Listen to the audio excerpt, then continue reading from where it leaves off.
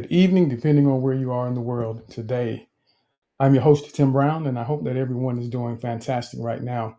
It has been a great week, and I hope that you all feel the same because we know that no matter what happens, things can always be worse, even when it feels a little uncomfortable at times. But what we learn as confident and effective communicators is how to navigate those moments where it may be a little uncomfortable. It may not be exactly what we wanted, but we know how to communicate our way through it, even if we have to communicate with ourselves sometimes to remind us just how special we are, just how valuable we are, and just how much we have to offer the world when other people may not recognize that. So glad to have all of you here today. And I want to say really quickly to everyone, just in case there's a couple more people. And I know when you do something new, it requires a little time for people to get acclimated to what you're doing. But as we go forward, there are going to be some times where we're going to do these little quizzes because talking about information, discussing it is great. But we want to make sure that we retain the things that we are discussing and learning in these spaces. And I want to do some things a little differently every now and then just to make sure. And as we did last week, we did the little pop quiz where everyone is able to log in and you have a timer. And the faster you're able to respond, the more points you get. So it's a little fun way of having some competition that is encouraging us to make sure that we are locking in the things that we discuss. So we aren't coming just for the sake of having interactions and conversation, but we're actually applying what we learn and talk about so that you can see it in your life. So at the top of the space, there should be a link up there that will allow you to go to the game.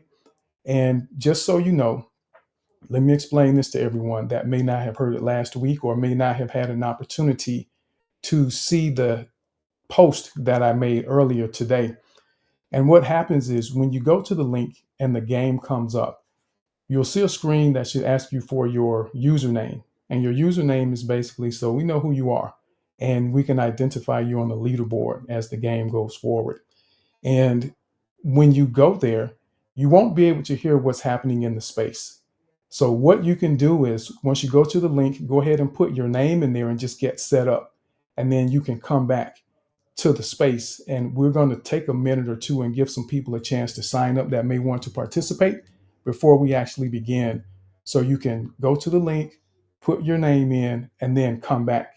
And then once I say, let's begin, then you'll go back to the game and then that's when you won't hear us for a few minutes until the game ends. But don't worry, you won't miss anything because I won't discuss anything that you would want to hear during the course of the game. So, just a note for everyone, those that want to participate, at the very top of the space, there's a link. If you scroll up to the top of the space, you'll see the link.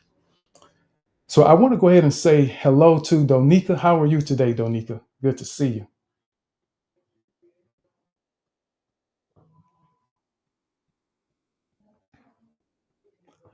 I am doing fantastic, very well, no complaints. And I always, I almost have to do this little workout in the morning on Saturdays because it makes my mind feel so clear and my body just feels relaxed and just ready to do confident speaking in the space. So I'm doing very well, Donika. And you know something else, everyone, something else I've started doing. I've started making this little juice that I've seen online a number of times where it seems like everything has ginger in it that's supposed to be good for you. But I started creating this little concoction with, gi- yes, ginger, with lemon and oranges. So, two oranges I use, a lemon, and a piece of ginger root. And I just blend it all together in a Vitamix, strain it, and create these little 3 ounce shots that I take in the morning on an empty stomach. And I can attest to you that for me, after I drink that little shot of my ginger, lemon, and orange juice concoction, my mind feels clearer. It feels as though it's actually doing something for my body so I can recognize it. And in many cases, even if you only believe it and it isn't working, it still has value for you because your mind is embracing the possibility of change and something being better for you. And that's why the placebo effects work so well in medicine, where those tests that they will perform on people, some people get the real drug, some people get the placebo, and there are benefits for those even that get the placebo in many instances. So I believe it works. So I'm going to keep drinking it. I've been doing it for about 2 weeks now, every morning, and I'm enjoying that feeling that I get from it. So I just wanted to throw that out there as a thought for you all. But we got, yes,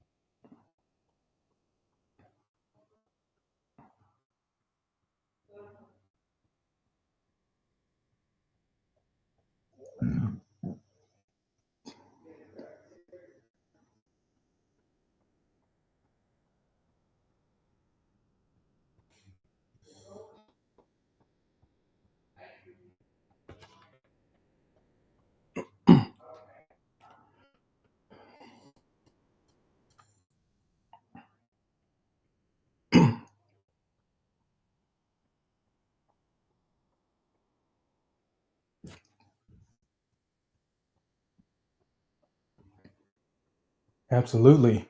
I am trying to take care of myself because it's a lot easier to do preventive work on the front end than it is trying to maintain on the back end. And for those that feel like it's expensive to eat well or take care of yourself, it's much more expensive to have to try and fix yourself after the fact. So just something to keep in mind. But I want to say hello to AI, who's co hosting with us today. AI, how are you, sir? Great to see you and glad to have you on the stage with us. Yes, sir.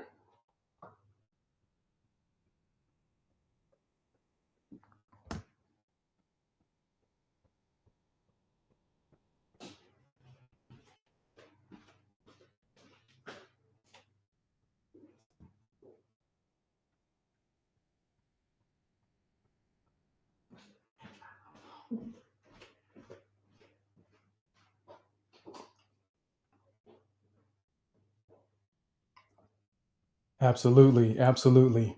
And I am sure you will. It's just one of those experiences that we like to offer in this space because we know that as confident and effective communicators, confidence is the result of a track record of successes. And the more times we extend ourselves, expand our comfort zones, the more comfortable we become and we're able to operate in different environments at higher levels because we learn to embrace the discomfort that comes with doing something new. So, for those of you that may not have spoken in a space before, because for some people it can be terrifying, the idea of seeing the word speaker under your name, we want you to know that in this space, this is a place that you're able to come and participate and not worry about not speaking the language natively. We don't care about that. We're all growing, we're all trying to get better and improve. And at the end of the day, we just want you to make progress. Don't worry about trying to be perfect in anything that you do because perfect doesn't exist. My saying is do your best and let God handle the rest. So as long as I know I can walk away that I've given my best effort, I don't worry about the rest of it because it usually falls in place anyway. So don't be afraid of that. And for those that do come up, and simply being a speaker, if that's your first step of progress, we don't call on you unless you actually raise your hand. And the reason we don't call on you is so that you can feel comfortable taking that first step. So just remember, everyone, you have to raise your hand in order for us to call on you because we want people that are trying to take that step to be comfortable enough to come and sit with speaker under their name. We never know what makes someone uncomfortable. And I just want you to know that in here, we want you to make those mistakes. We want you to expand your comfort zone. So what we'll do is we have 15, I guess maybe 12 people that have joined this game, and what I want to go ahead and do is go through this. And this is based on what we discussed last week. And going forward, I was thinking this morning, I may not always base it on the previous week's space. Maybe not. Because at the end of the day, we want to make sure we're taking it all in and locking it in and applying it in our lives. So what we'll do is I'm going to go ahead and get ready to begin the game. So those of you that are already here, I'll say that you can join the game in a moment, but remember, the faster you respond, the higher the score is that you get from the game. It rewards you for being able to respond fast. But at the end of the day, just know everyone is a winner here. The goal is to reinforce what we've discussed. But if you happen to be on that leaderboard, that is awesome to be able to see your name in lights or balloons, as the game likes to do. So for those of you that are going to play, you can go ahead and go to the game. I'm going to begin it in about 5 seconds or so. And for those of you that are still here that don't play the game, then I'm going to give you a little bit of moderation or commentation as it goes along, just so that you can feel engaged in what's happening. Yes, Mama B, I see your hand. Is it? Close it. Close it and open it again. And see if it asks for a pin when you close it and open it again. Because it should not ask for a pin.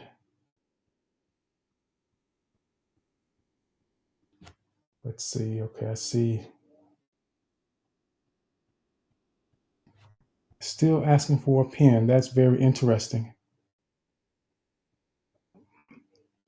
No, it isn't the space. The space doesn't have anything to do with it. Yeah. Is it still asking you? Were you able to get in? No, I was trying to see if Creon was able to get into the game.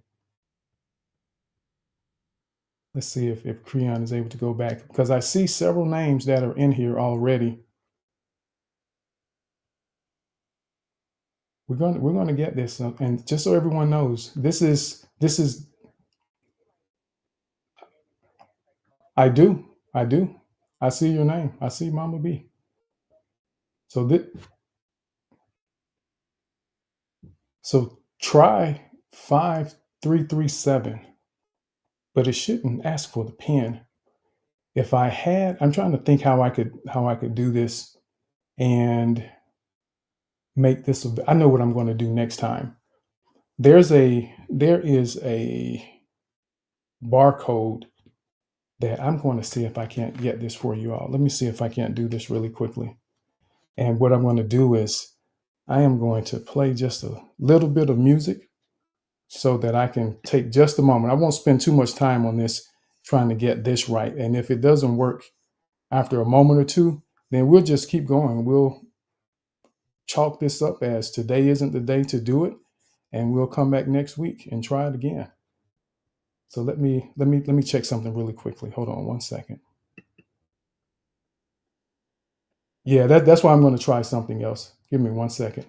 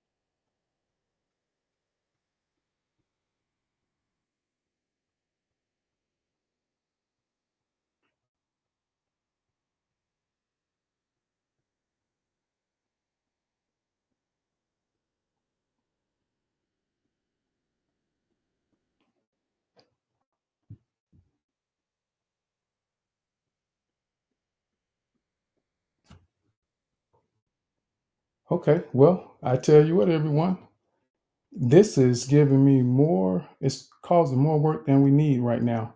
So let's go ahead and jump into what everyone came here for today anyway. And we'll get this situated. Trust me. We are going to get this situated so that we continue to refine what it is that we're doing and make sure that we are maximizing our effort and our time in these spaces. So what I'll do is I'll go ahead and get into the oh, go ahead, Mama B. I see your hand.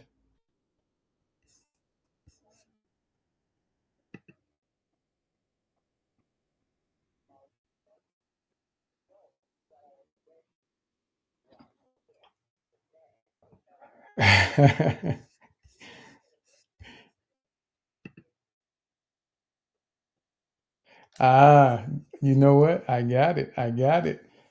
Shari came in first place last week, so I see exactly what you're saying, Mama B. And if she doesn't have to compete again, she doesn't have to defend the title. Gotcha. But I think everyone enjoyed it last week, so we will get this sorted out and figure out what happens. And I want everyone to just take this as a moment where in life we do things, we prepare, we plan, and sometimes things don't work the way we expect. And at the end of the day, we have to make a decision. We have to figure out how to move forward. And I want you to get to a point where you don't panic. Don't get overwhelmed because it didn't work the way that you expected it to. That happens. That's part of life. And we just move on. We keep going. And we'll notice that no one is throwing tomatoes at me because we didn't get to play the game right now. We just keep going and we move forward. And as confident and effective communicators, we develop that resilience that no matter what's going on, we're comfortable with dealing with those situations. And that's why in this space, we stretch ourselves. We push ourselves to expand our comfort zones so that we don't get so comfortable in one area or mindset that we don't have the ability to move into something different or to be able to do more. So, a real time example, things happen. We just work through it. So, what we'll do is we're going to go ahead and discuss building trust as a business owner. Building trust as a business owner. And I know some of you may not be business owners, but one day you may. And an idea that I want you to have in mind is that even if you work a job, a 9 to 5, begin to think about your job as a business. At the end of the day, a business is established in order to make money, to provide some type of product or service. And as an employee, you also are providing a product or service that someone is paying you for. Even though you may have a set time that they pay you, there's an agreement up front. Just like a business owner may have a contractual agreement with a client that they are receiving payments at a scheduled time frame. So at the end of the day, there's still this mindset of running your job like a business. And I want you to begin to think that way. But what I also want to say is initially, I was looking at building trust as a business owner because last week we talked about building trust as a speaker. And I want you to look at it like this. It dawned on me this morning. Instead of us trying to build trust as a business owner, let's begin to instill trust. What's the difference? When I say instill trust, we aren't necessarily building ourselves. If you build something, it requires an exerted effort. It requires you to be very mindful and very intentional about what you're doing. And when someone knows that we're building something, they tend to pay more attention to what we're doing and how we do it. And if you are, imagine if you're laying bricks to build a house, the person that's going to live in that house wants to make sure you have all the bricks straight. If there's any bricks out of place, they're going to have a problem with it. If you're building a crib, mama is watching and dad is going to make sure he's doing it the right way. Or if you're building a car, so the mistakes become more prominent. And in many cases, mistakes tend to be a little less forgivable in certain scenarios. But also, when building, it creates another level of stress and attentiveness that can become overwhelming in some instances, depending on the stakes that you have on the table. Just like in business, the stakes can change, they can vary. It could be a business where you get someone that agrees to hand out flyers for you for $100 a week. The stakes aren't really that high, but you could have someone that is a potential client that would invest in your company that is going to set you up for generations to come. So the stakes are different. And as we think about instilling confidence or instilling trust as a business owner, think about instilling from this perspective. If you bake a cake and someone is watching you bake a cake, they don't care how you put that cake in the oven. It's like you're instilling some dough inside of the oven in order to create a cake. Just like we're trying to create trust in that relationship. But no one cares if you put the cake in the back of the oven, in the middle of the oven, to one side or the other. You simply instill that dough that has been mixed up or that batter into the oven and let it do what it does. People trust the process because they understand that in order to make a cake, it has to go in the oven. But no one ever really cares about how you put it in the oven. And I say that for us, when we think about instilling trust as business owners, we want to instill trust so that it doesn't come across as being robotic, something that's so structured. And if you think about a robot, we know that robots perform based on some type of programming. And at some point, we expect that programming to potentially break. We just don't know when.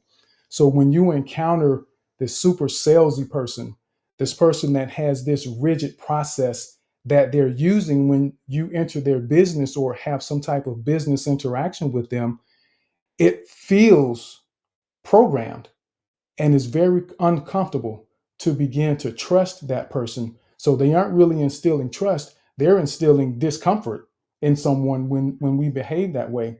So these are a few behaviors that I want you to think about and be mindful of, or some ideas to have in mind that as a business owner, in order for you to instill trust instead of trying to build it.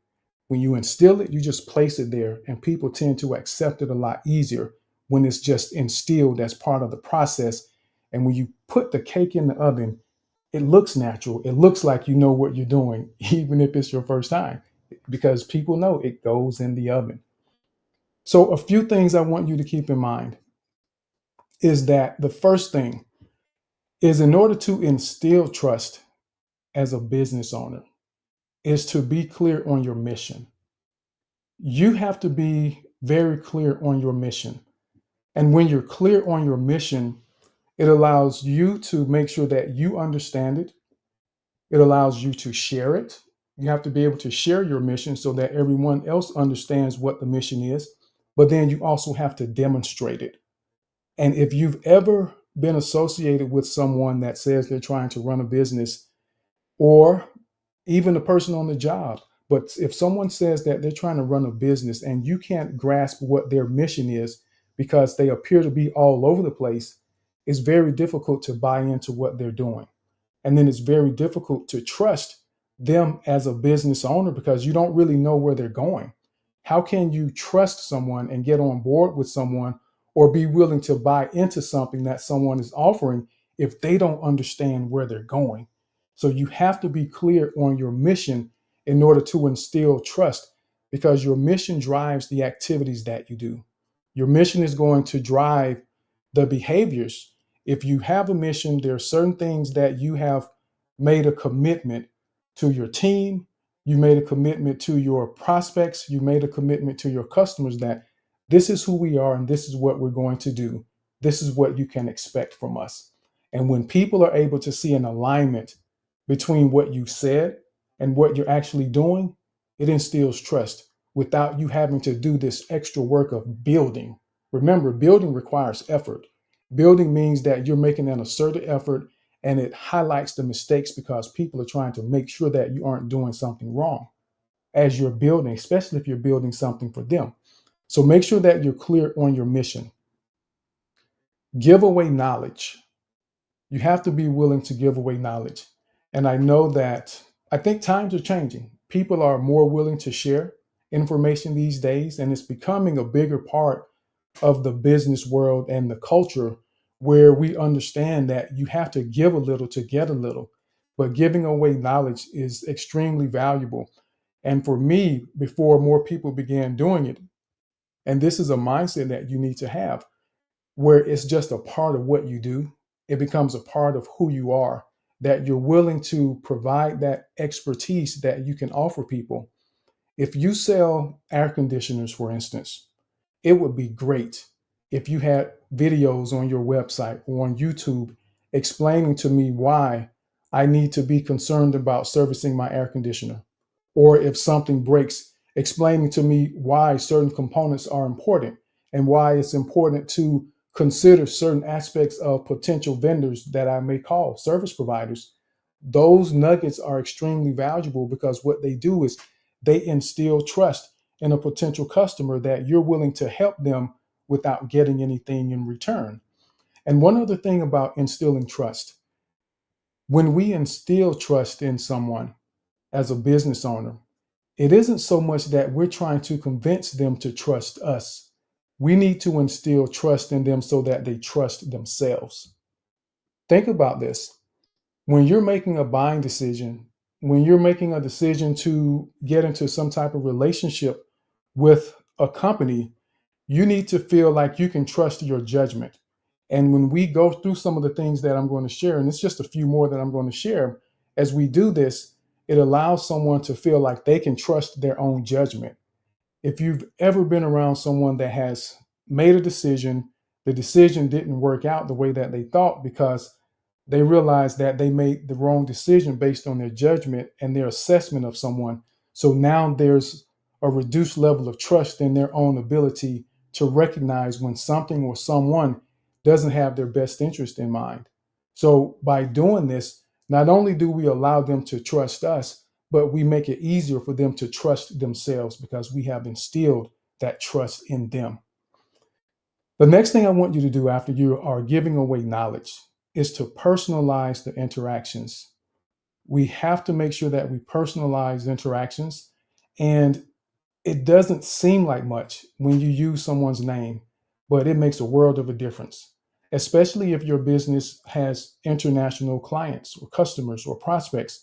Personalize their interactions, use their names, ask how to pronounce people's names, and don't just butcher someone's name with no regard and make jokes about it. Because some people take that more seriously than others, but it shows a level of respect, it shows a level of courtesy, and it shows a level of consideration that, hey, you know what, I'm instilling trust here with you so that you know that even down to your name, I'm going to make the effort to show you that you matter.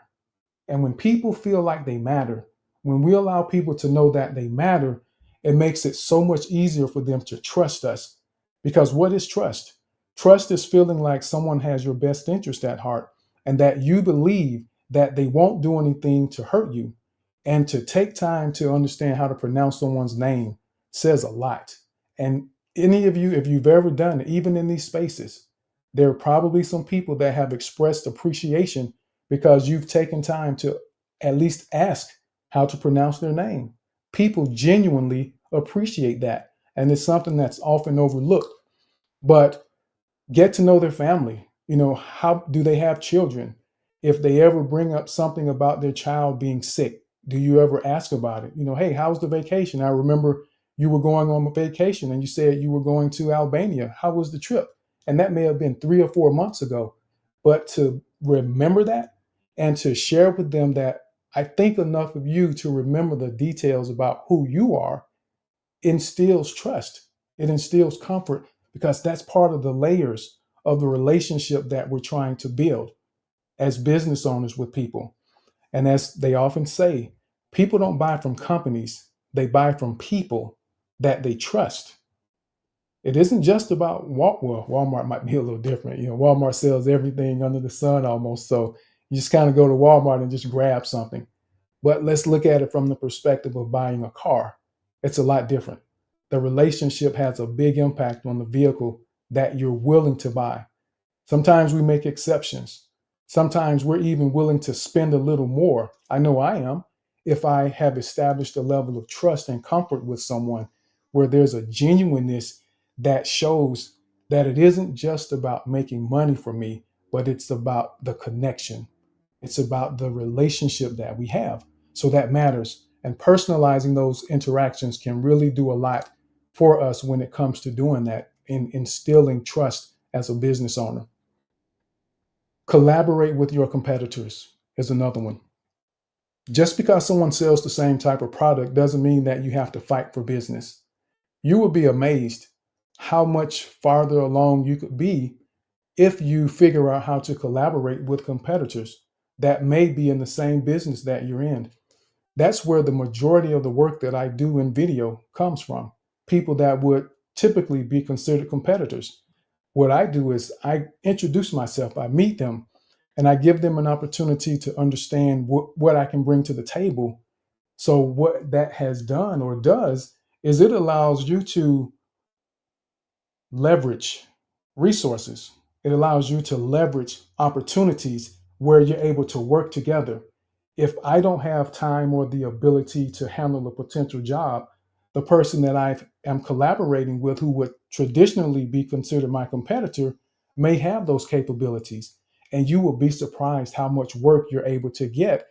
A lot of people can stay in business by simply collaborating with their competitors.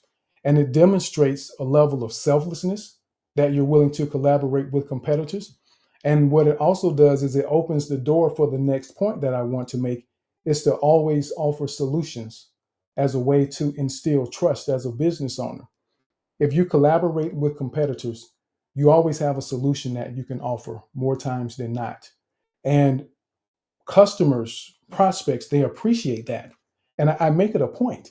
I don't have to be the one to make the money, because I know that even if I don't make a sale or get the business in this moment, I can still build a relationship, because there are a number of other purchases that will have to be made down the road. So at the end of the day, it's about the relationship. And we have to look long term and look beyond right now. In this moment, what can I get right now?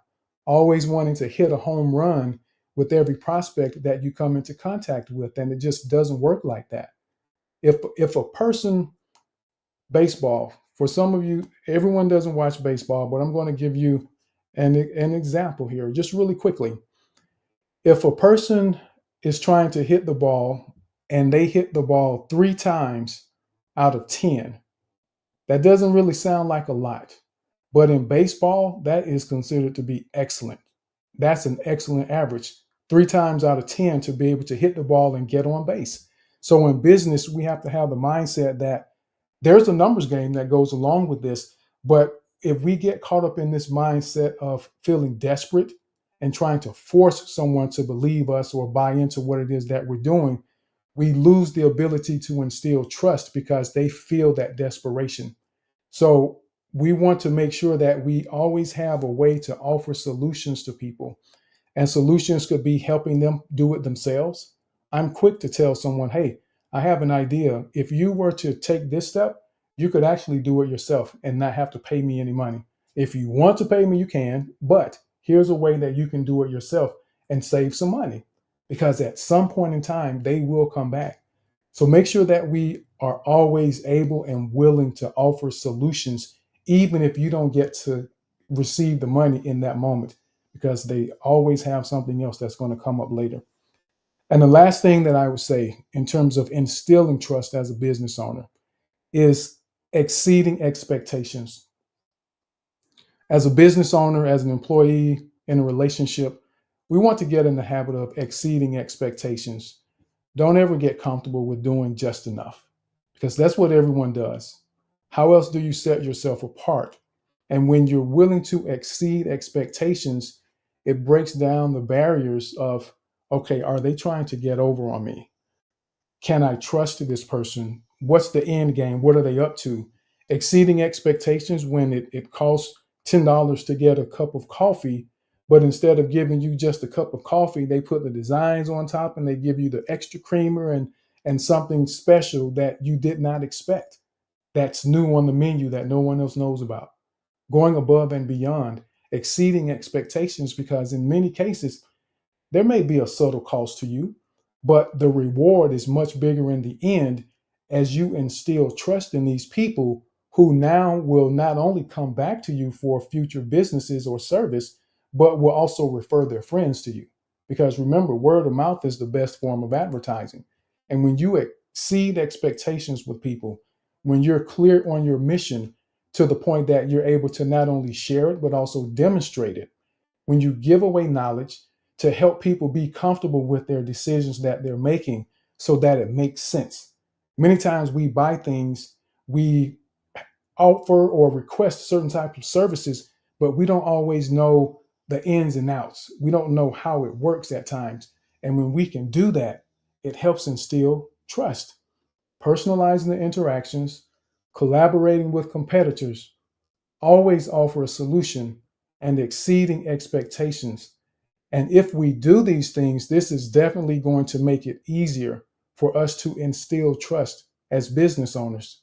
Yes, there are more things that you can do, but these are a few that I wanted to point out today just to make sure that there's a foundation to build on and continue to expand. So I'm looking forward now to hearing what some of you have to say. I saw Yusuf's hand go up pretty early, and then Real McCoy. So, Yusuf, how are you, sir? What are your thoughts that you have?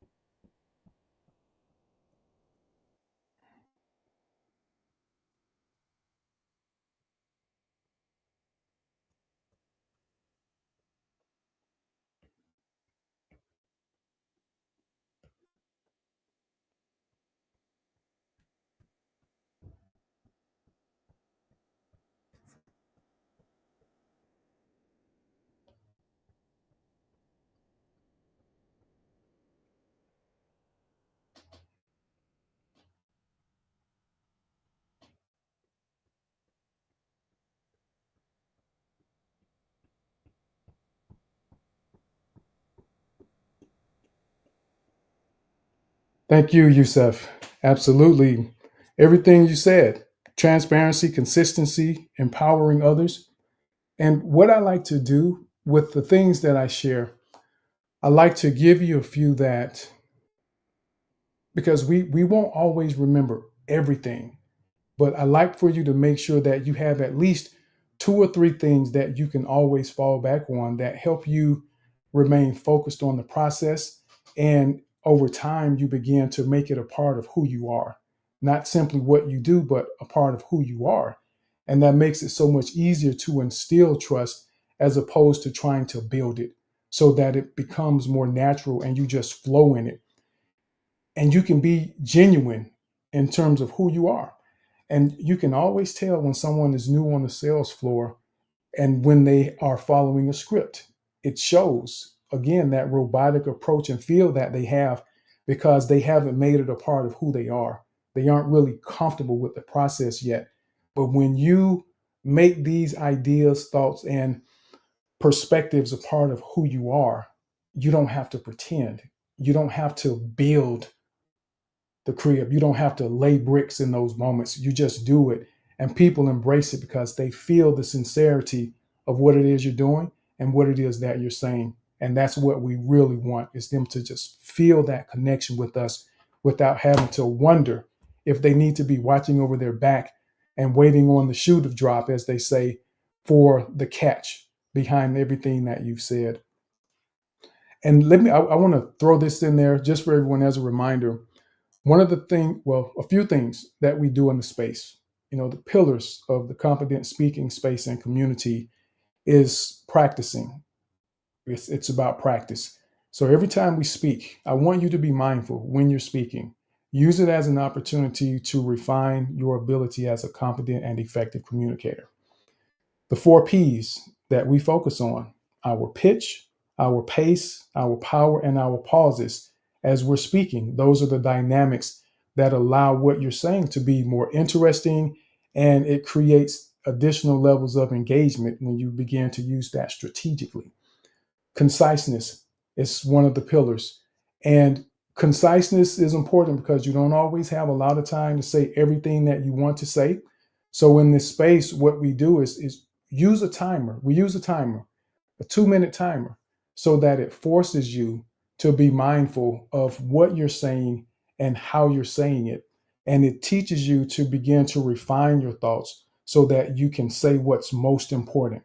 And I know that everyone in here has a lot that you could share, but I want you to get in the habit of learning to share what's most important.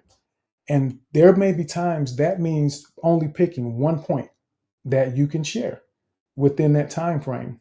And just so you know, once you get to a minute and a half, the chime goes off, and that means you have 30 seconds left to go ahead and summarize the thought that you have. And if you need help trying to figure out how to summarize or be concise, write bullet points for yourself before you speak, and that makes it easier to stay on track.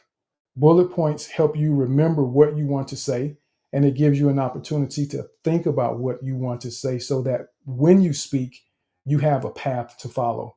And it makes it a lot easier to be able to land the plane, as they say, to summarize and close out your thought. So it's really important, a critical skill that people don't always think about, but conciseness is important. And expanding your comfort zone. So, again, for those of you that may not speak English natively, don't be afraid to come up and share your thoughts. For those of you that may have never spoken in a space before and you're worried about making mistakes, or you just simply feel nervous, that's part of the process. That's how we get better. That's how we expand our comfort zone.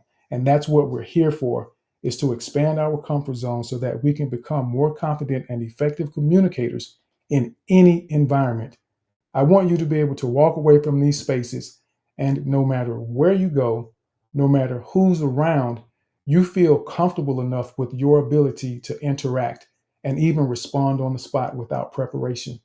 That's part of what we do in this space. So I just wanted to throw that out there. So don't be alarmed when you hear the first chime. You have 30 seconds left, and then there's a second chime that rings after that when it's time to end. So I'm going to go to Donika, and then Lori, and then Dia. Yeah, Dia, then Creon, Brenda, then Abdel. Donika.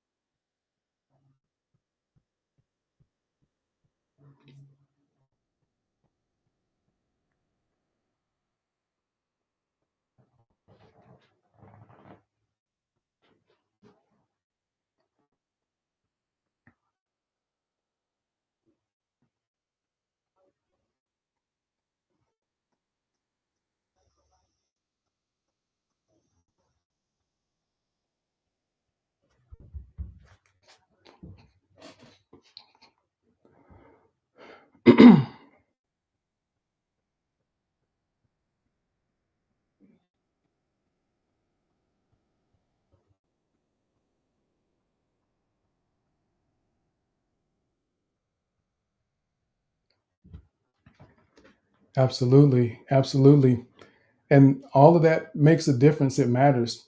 And I'm just curious. I heard what you said, Donika, but I'm wondering if anyone else heard Donika say she pretends like she's asleep if she doesn't want to be bothered. Did anyone else hear that?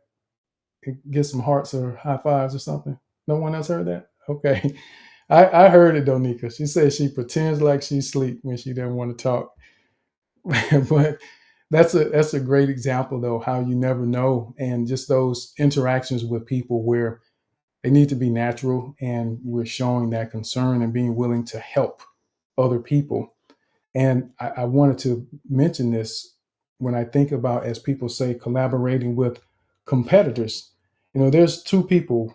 Vince Bailey is one. He actually spoke on the space one time. He does a lot of voiceover. He MCs for ballroom dancing.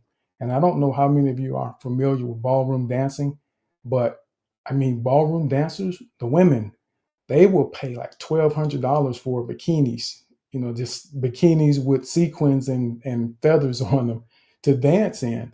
But Vince the Voice Bailey, he does a lot of voiceover work. I mean, he's done voice work for presidential campaigns, major corporations, and he does video work.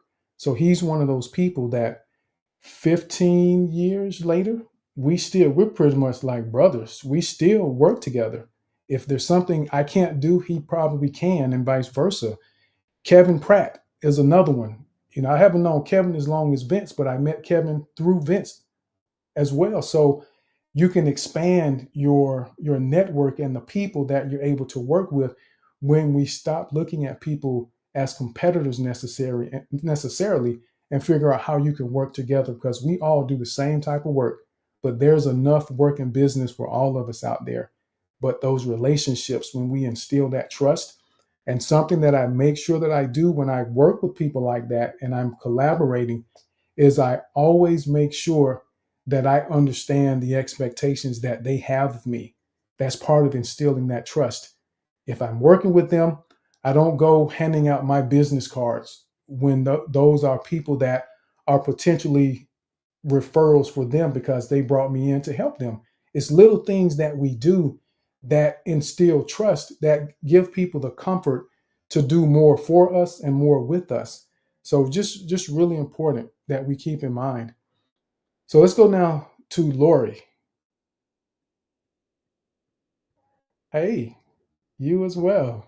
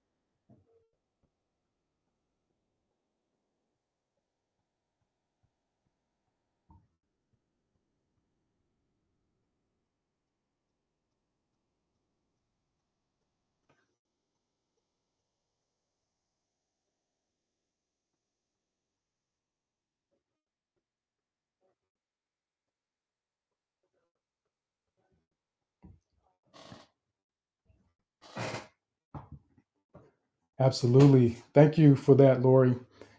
And okay, so certified makeup artist, excellent. And I love that you mentioned how it's the future opportunities that come along with the service that we provide, and sometimes you don't charge. That was one of the ways that I started doing video. Instead of doing a bunch of flyers, I found people that were potentially strategic partners, companies or individuals that if I provided a service for them today, they may need my services in the future. So I was willing to offer my service free of charge to demonstrate what it is that I had the ability to do. It's easy to tell them with a flyer what I'm capable of, but it's much more effective when you can show them. And I remember the very first person that I offered something free to, she actually ended up paying me for it. She didn't even feel like she needed to get it free. She paid me for it.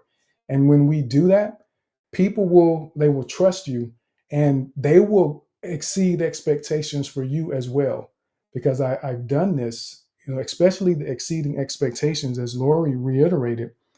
I had a client where they were trying to get some things done, and she was very excited about the initial work that I did. So she had some follow up that she was requesting.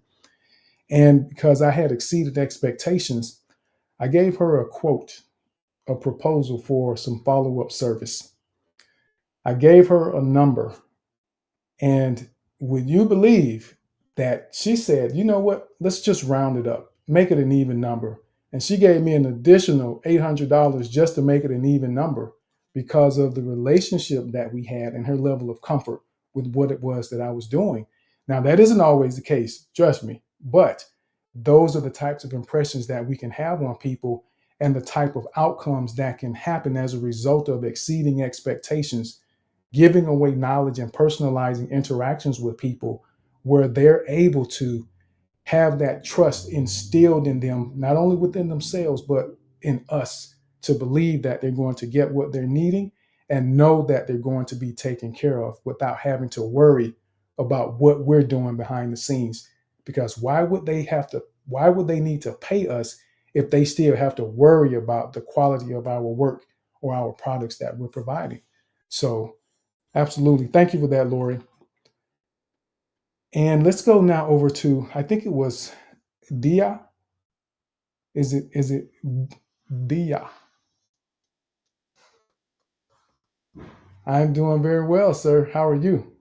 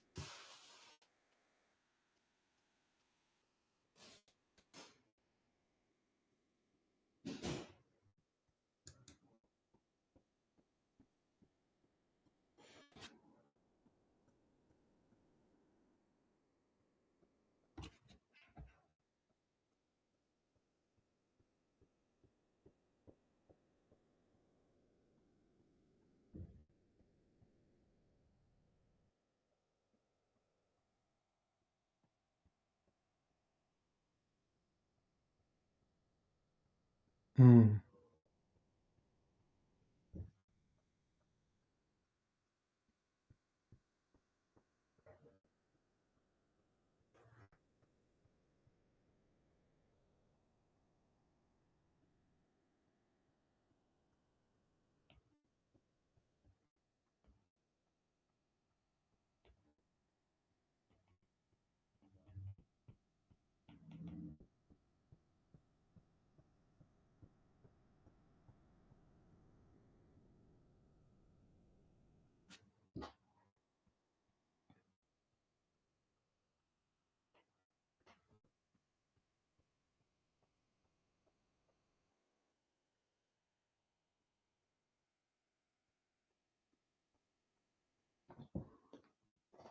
Absolutely. We absolutely understood what you said. And, I love that you mentioned, the fact that confidence can be innate for some people, where they're born with it, and people can also develop their confidence. Because even though we may have a level of confidence, even from birth, children tend to have this blind faith and a level of confidence to try certain things until, as adults, we tell them stop, no, don't, constantly, where they lose their willingness and that ability to just conquer and explore things because they've been told stop, no, don't so many times. But even if we are born with a skill or an ability, it still has to be developed. And as you said, that confidence grows as a result of a track record of successes. So the more times we put ourselves in position where we have to utilize what we know and what we understand, and we're able to realize that it works, the more confident we become. And that's just the process. And that's why we always stress practice, practice, practice in this space. If we don't practice, we don't develop the track record of successes that allow us to have the confidence we need to show up in any environment, no matter who may be there. Because some of us have found ourselves intimidated because certain people were in the room. But I don't want you to feel that way anymore. There's no one on this planet that should make you feel intimidated or make you feel like what you have to say doesn't matter. Even if it isn't the most profound thing that you could say, be confident enough in yourself to know that there still is value, even if the value is simply asking a question. You may have a great question to ask. So, but kudos to you for the collaboration and doing what you did. And again, we understood exactly what you said. So keep practicing and keep putting yourself out there and being willing to expand your comfort zone. And I know that for those of you that don't speak English natively, there are spaces where people won't be patient with you and won't give you an opportunity to process some of the things that you're trying to say. But this is not one of those spaces. This is a space where you can, and we want you to because we're all trying to grow. And even us native English speakers make mistakes, we mess up. And anyone that's been in here more than 3 times can tell you, I'm often creating new words where I'm trying to say two different words at the same time and I'm making up stuff mistakenly. So it happens to all of us. So thank you for joining and thank you for being willing to participate and expand your comfort zone, getting comfortable being uncomfortable. So let's go now over to, I guess, Creon dropped down. He may have had to leave, but let's go now to Brenda and then Abdel, and then Mama B, and then Ahmad.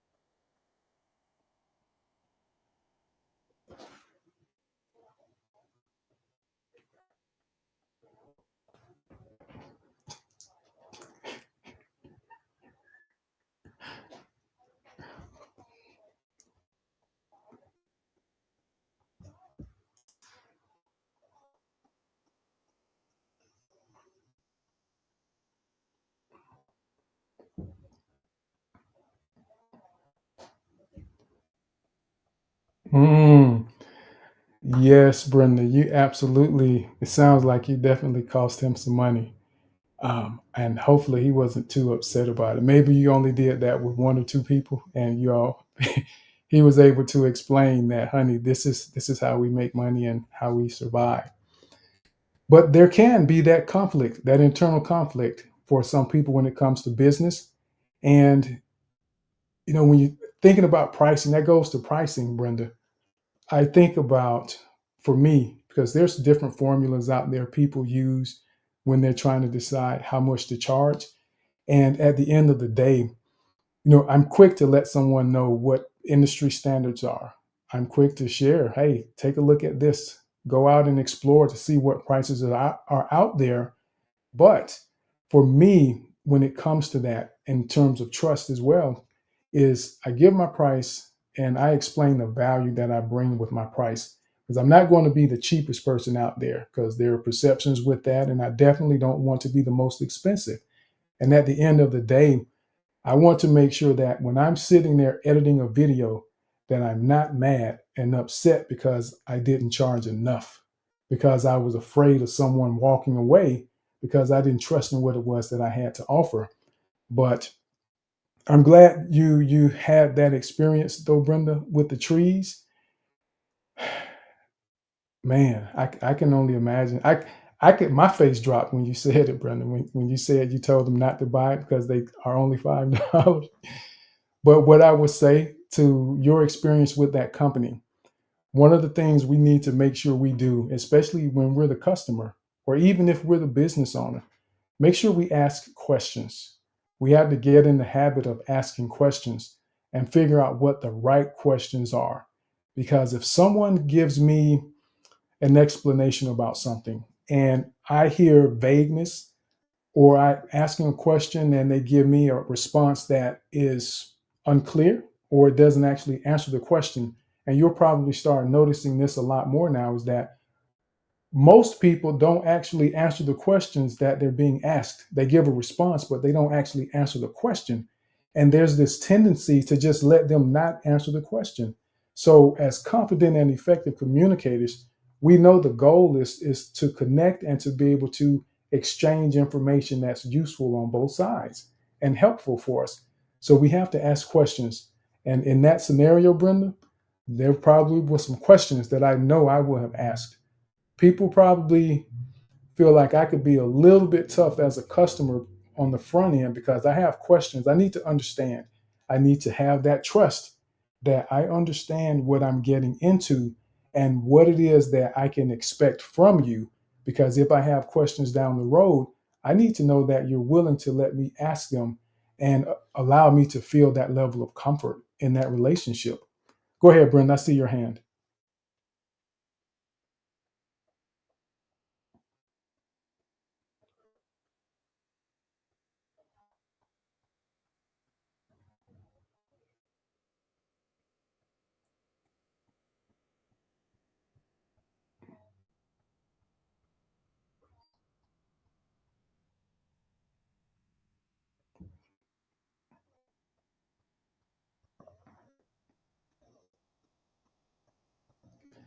Yes, that can cost us. That can cost us. We have to ask questions first, but make sure we get the answers to the questions that we're asking. Do not allow people to not answer the question that you ask, because you're asking for a reason. So that's another great example, Brenda. So let's go now over to Abdel. Abdel, then Mama B, and Ahmad. Hello. Yes, sir. I can hear you well.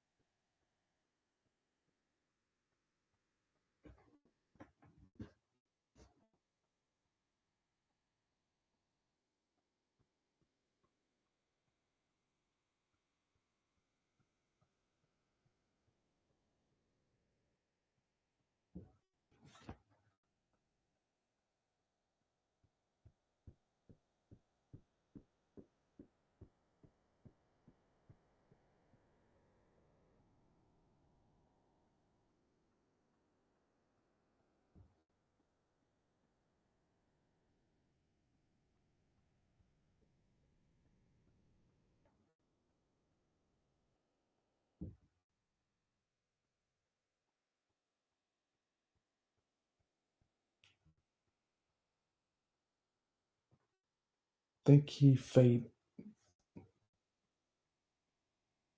Yes, yes, I can hear you now. Yes.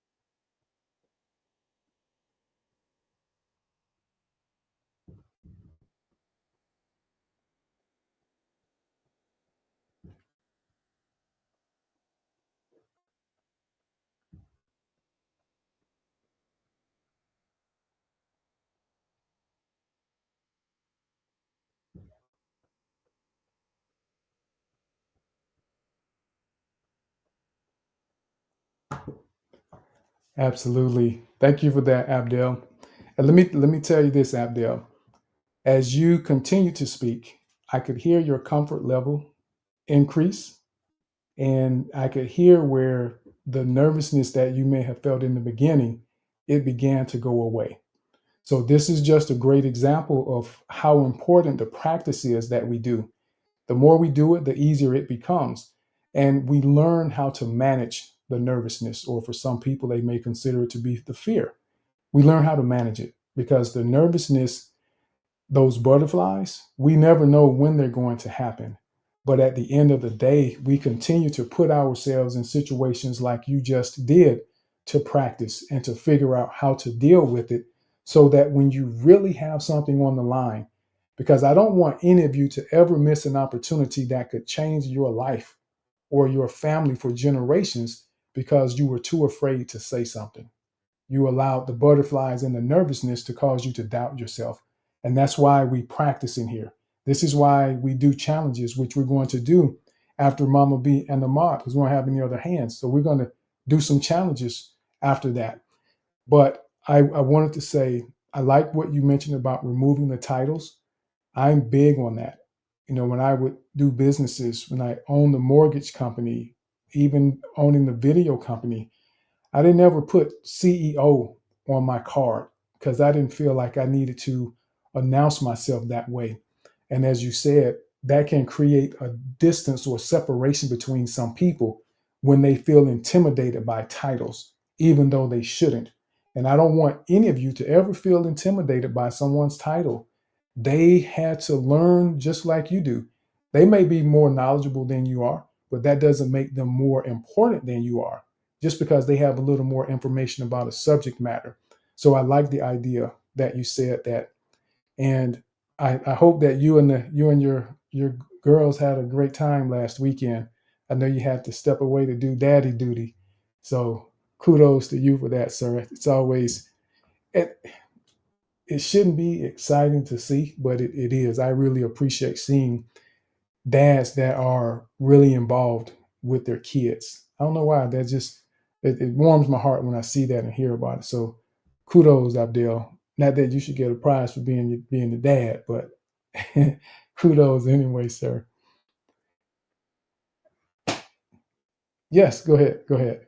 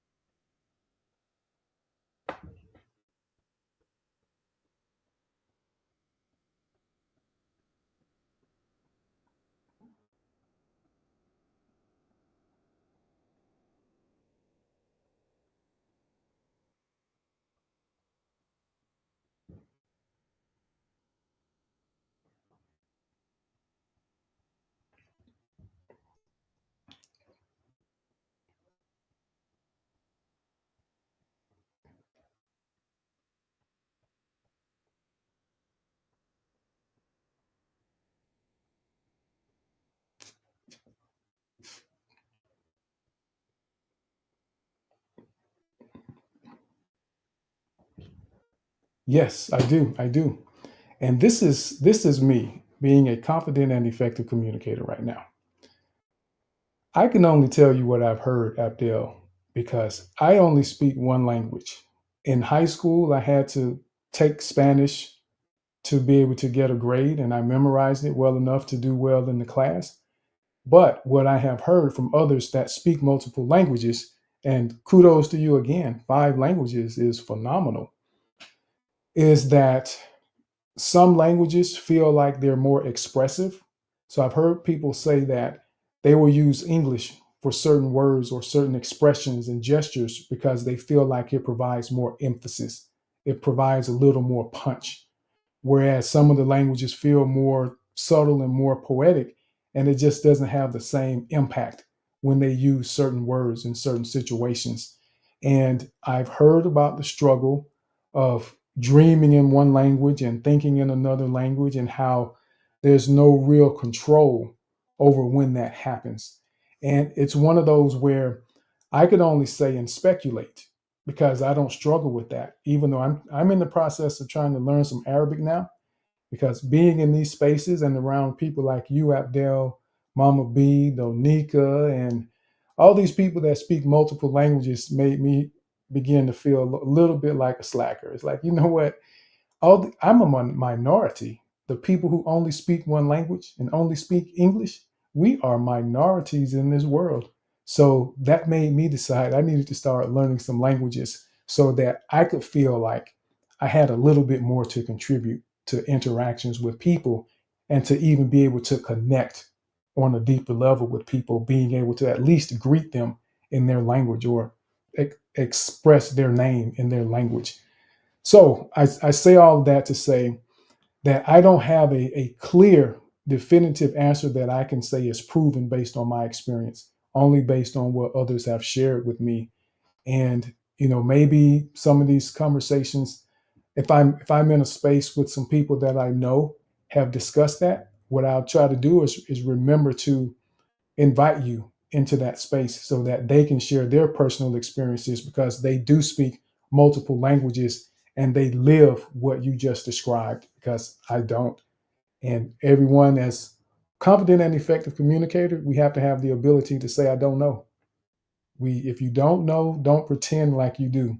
So even though I had some insight, I made sure I was clear up front that I'm not the expert in that matter to be able to give him a clear, definitive answer that's going to help him figure that out.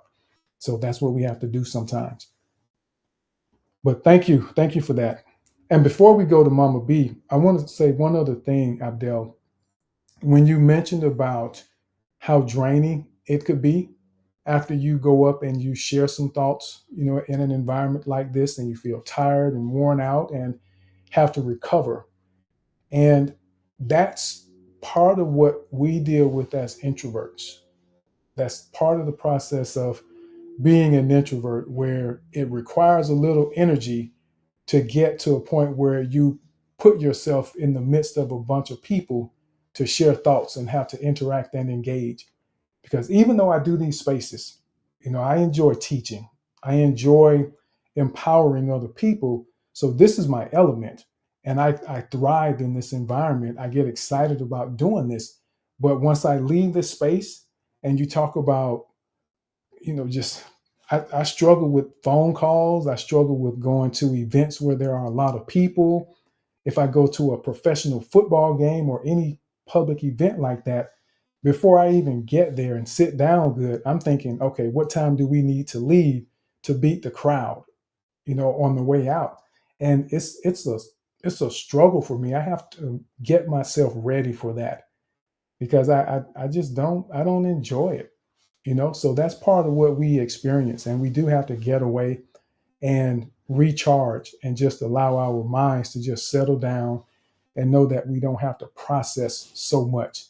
And the last thing I'll say about that, Abdel, even with phone calls, and I've gotten so much better with this. I've pretty much overcome this, but up until a couple years ago, maybe 2, 3 years ago, I would sit and try to process a conversation in my head before I made a phone call, because I wanted to have something to say. I wanted to understand the flow. and what it is we were going to be talking about. And I've learned that I don't have to do that. You just make the phone call. Even if you say hello, you just make the call and do what it is. Let it do what it's going to do. And it makes it so much easier if you just let it happen and not put that pressure on yourself to be perfect or to have all the answers in those situations. So that was something that I wanted to mention. So don't let that overwhelm you.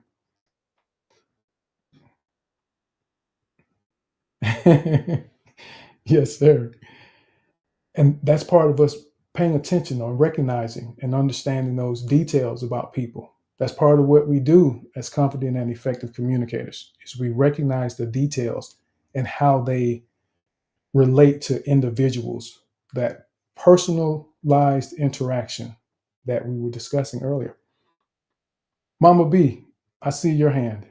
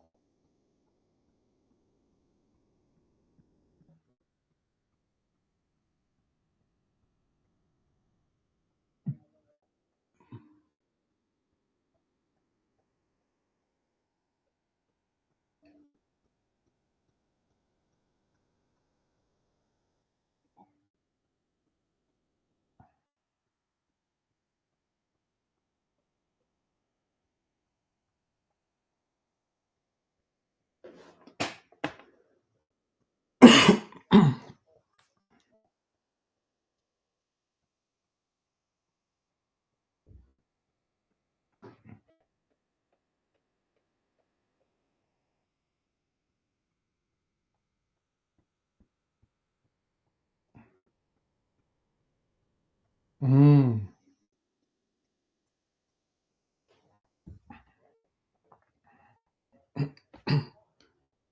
wow.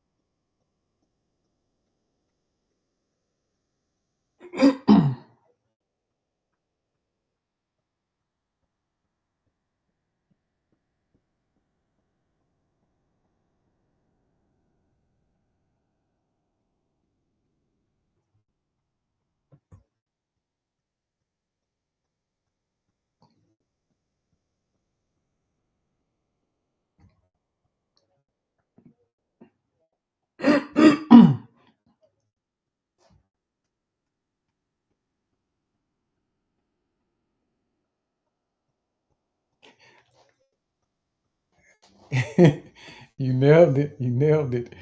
That's that practice though. You have a feel for it and you just know what it feels like. It's almost like when we have those grandparents or the people that have been cooking for a long time or chefs, they just know how much a pinch of salt is, or they know how much flour they need. They don't have to measure and line it up with the little cup the way that I do. And I said I want to get to where I don't have to measure, but I don't enjoy cooking that much that I think I'm going to spend the time trying to figure out how to make my cookies or pound cake without measuring out the flour. So, but it's impressive when people can do that. But Mama B, it's it's one of those things that we want to become a part of who we are. And as you said, I care that much. And at the end of the day, when we get to a place where we are able and willing to prioritize other people, because it isn't about me.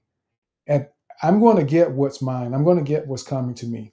But I first want to make sure that I'm able to offer what other people need and what they may be looking for. And if we do that enough, there are going to be hordes of people that want to do the same for you.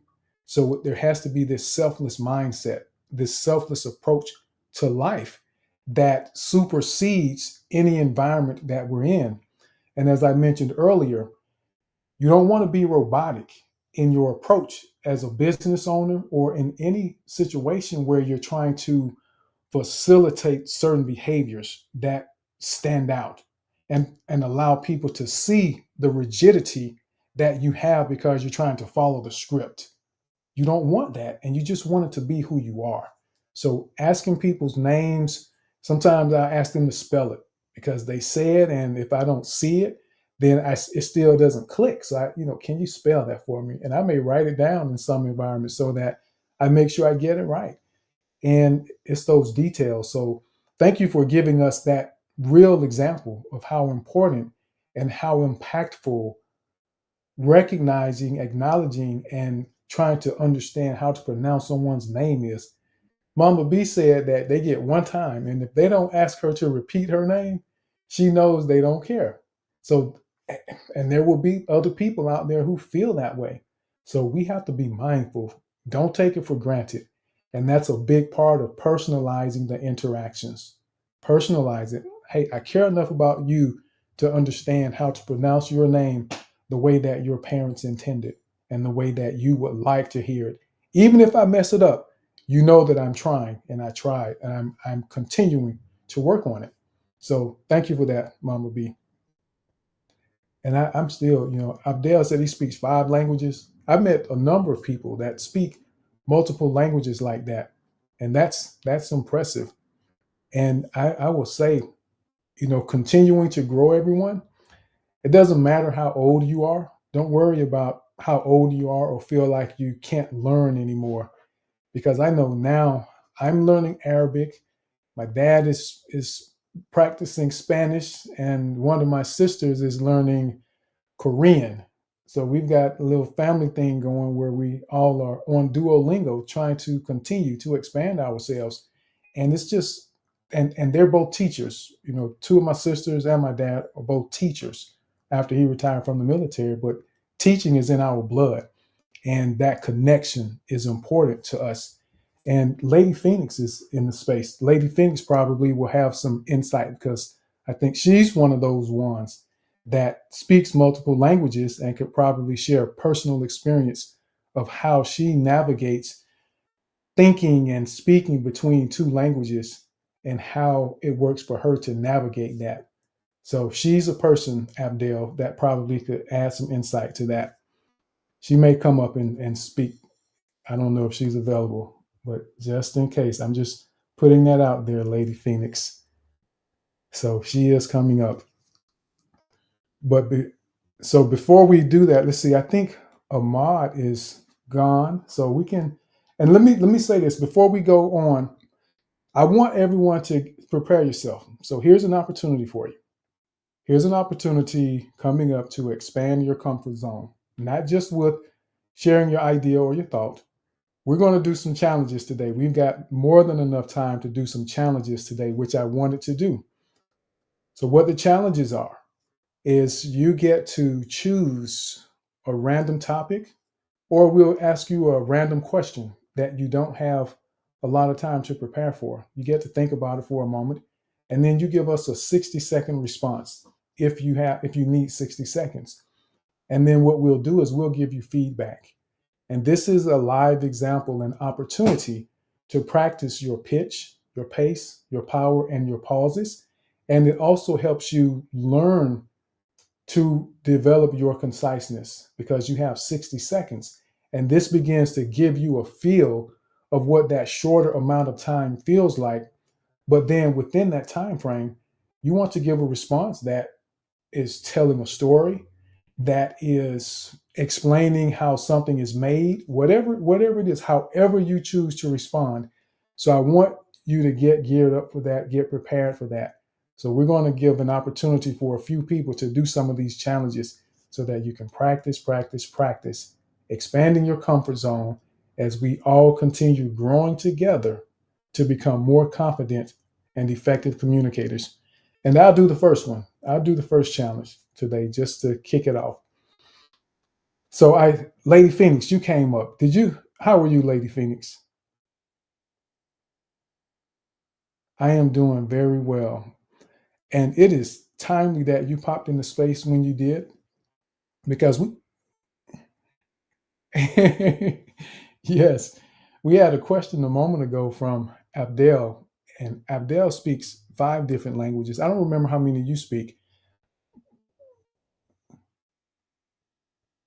Yes, okay.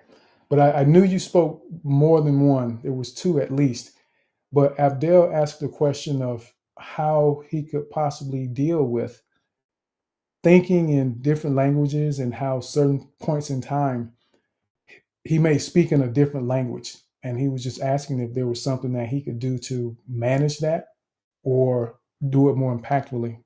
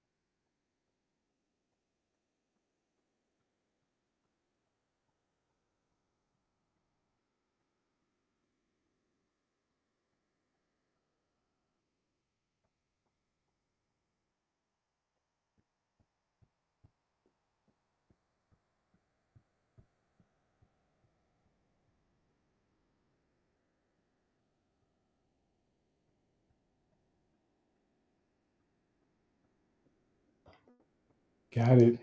Abdel, does that make sense? Sound helpful?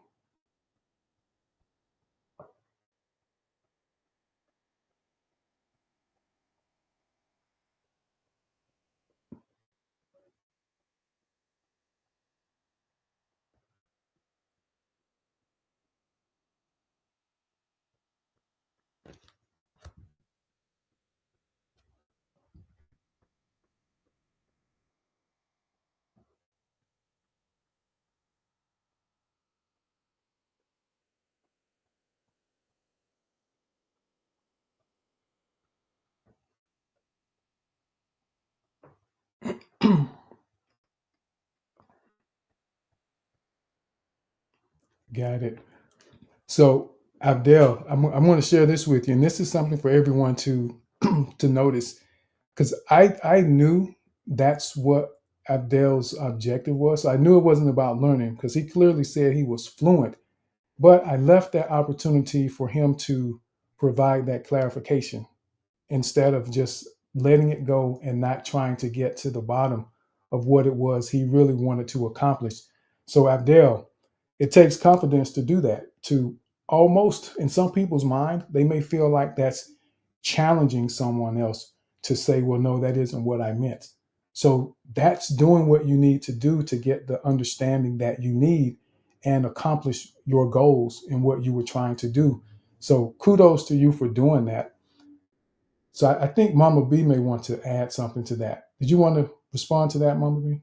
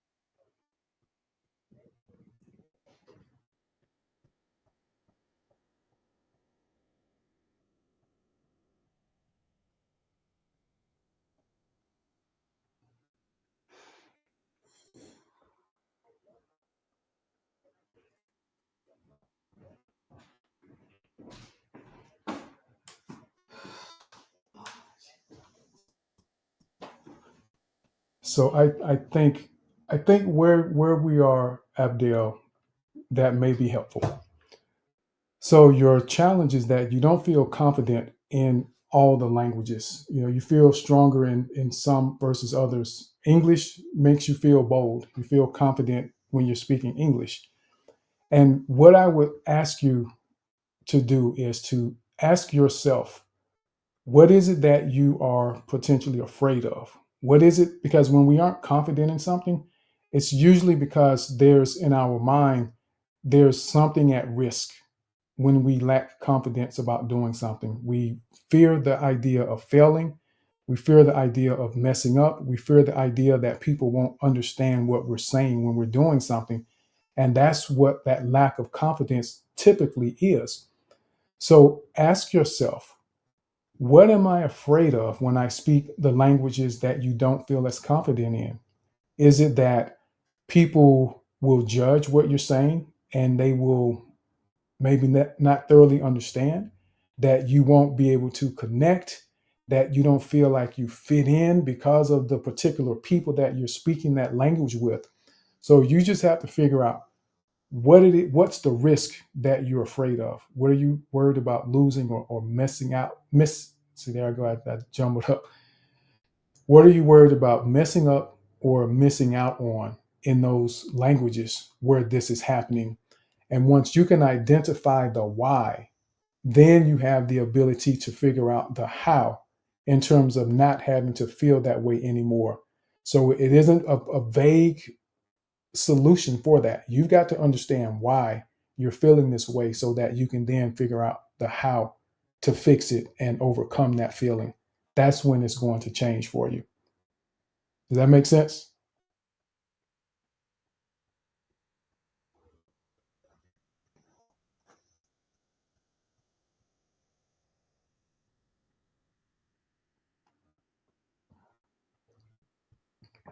Yes, absolutely. And don't put so much pressure on yourself to be exactly the same way in each language. That can be part of it as well.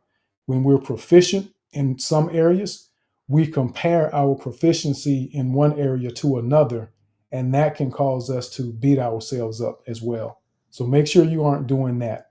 But once you get to that why and then you figure out the how, you will be able to make that transition so that you give yourself the room to embrace where you are with each language, and you just kind of grow into it, and you'll get there because we understand what's going on now, and you will get there. Donika, I see your hand, and then we'll go to, after Donika, we'll go to Nino, and then Gahir. I think I got that right. Gahir. And then we will do the challenges. I think Gahir may have come up to do a challenge, actually. I'm just guessing though. Donika, go ahead.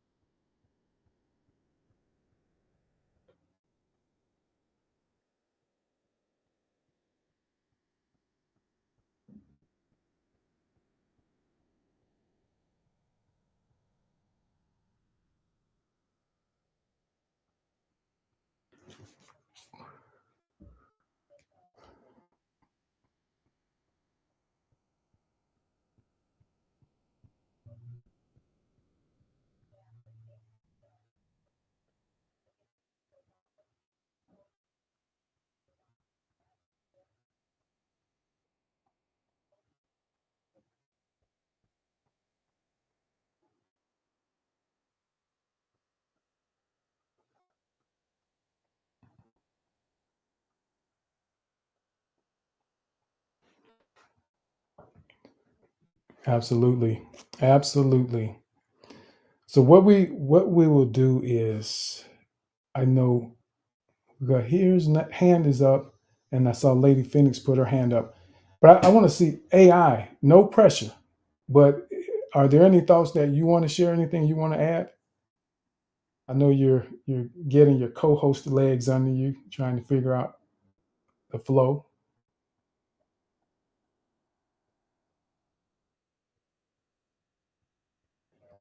Uh-oh, AI. I think it's going to be hard to hear you. There's a lot in the background, so we may need to wait until you have a quieter spot. They're drowning you out from the background. But I will say this about AI to everyone, just so everyone knows. So AI is one of those individuals that has been coming to this space, that has shared some things that are going on in his life, where he's applying the things that we are practicing in this space, and he's seeing the results. So he is sparking additional thoughts, things for us to do and consider in the space as well. So I just wanted to point that out, since he can't really speak now with everything going on in his environment. But AI is doing the thing. He is doing it. He's making it work, and he's actually seeing the benefit of what we do in the space. And when we practice and actually apply what we discuss in here, because remember, taking in knowledge and information is one thing. No one can ever take your knowledge away once you have it. But you don't really know that you own it until you have the ability to apply it. It's the application that makes the difference. And just as a quick example, when I was in school, I wasn't a huge note taker. I'm still not a huge note taker. But what I would do is I would make sure that I asked questions, and during discussions in class, instead of just writing a bunch of notes down, I would ask questions or try to give examples to make sure that what I was hearing and learning, that it was clear in my head and that it sticks. So when we actually apply what we learn, we're able to retain it a lot better. And that's one of the reasons that we're going to get this quiz thing figured out, so we can do some different things to help reinforce what we're learning and make sure that it actually sticks, and that when it's time to use it later, we're able to recall it without even having to think about it, because it becomes a part of who we are. And that's why the application is so important. So I don't want you to just, I love it when you come and listen, but I need to make sure that when you leave here, what you're listening to and hearing, that you're making it a part of your life. Because again, as Mama B reiterated, I want the best for all of you. And I come here because I want you to be able to get the stuff that we're talking about, share your experiences, so we can also learn from you, because we're growing together here in the CSC. It isn't just about me. And I intentionally only share a few points and ideas based on my experiences and observations, things that I have actually had tangible benefit from with you. But I try to leave room for other people to have something else to share, so it doesn't feel like we're just all saying everything, the same thing over and over and all over again, because there's more to what we discuss. And I know that I don't have all the answers, but I definitely have some good ones. And I want to share the ones that have been most impactful in my life, for us to all to be able to grow from. But we have to practice and we have to implement, so that we really are able to realize the benefit of what it is. Because think about it like this: if I tell you I have a check for you that is yours, this check, whatever number you want it to be, I have a check for you. But what good does that check do you if it never gets into your hand and into your bank account? It has no value to you in my hand. So that's where the application comes in, and why it's so important. We have to apply it. We have to cash the check so we can actually spend the money. So something to think about and keep in mind. So Gahir, did you want to do one of the challenges?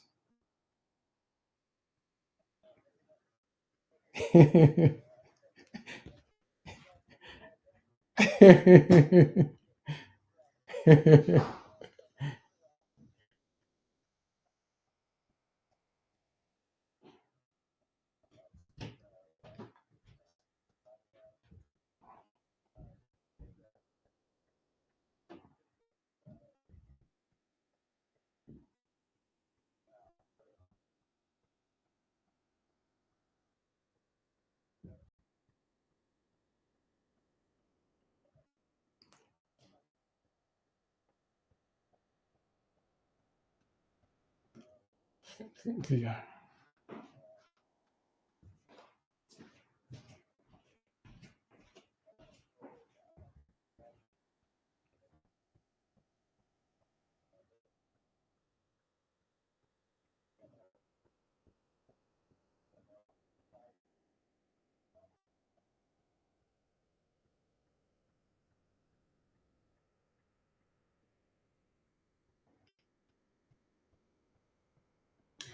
Yeah. Yeah.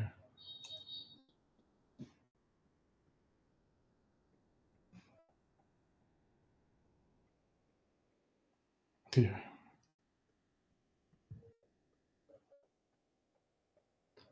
Yeah. Yeah. Yeah.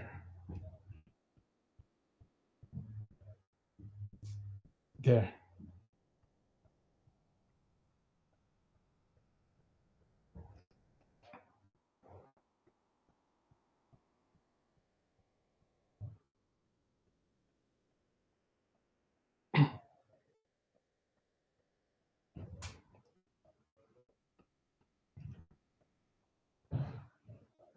All right.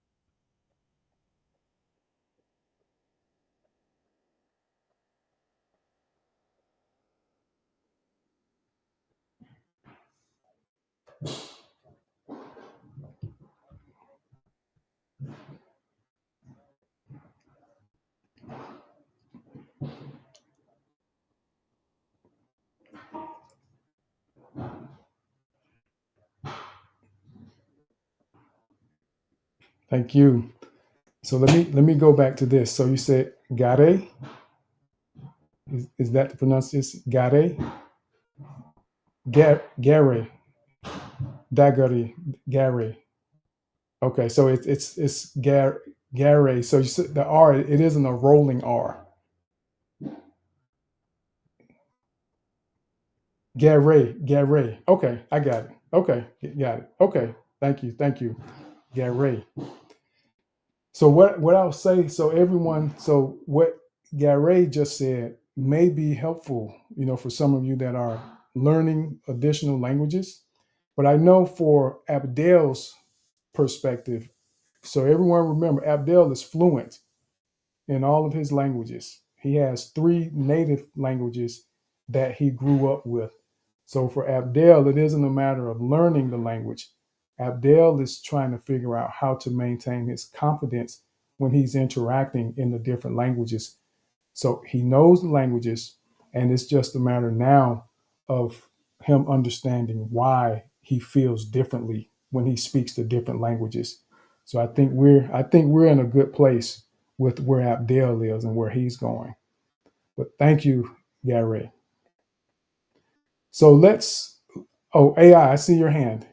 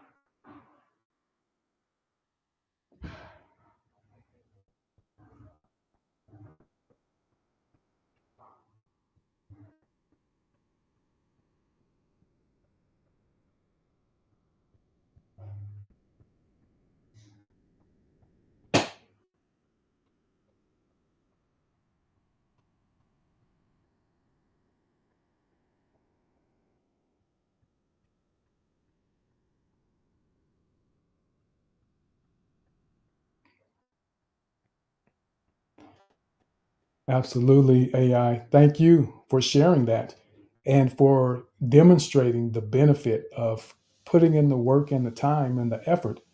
And if you all noticed, he said he watched all the TEDx videos and all these different videos, but it wasn't until he began doing it. He had to practice. And that's what it takes for us to get where we're trying to go.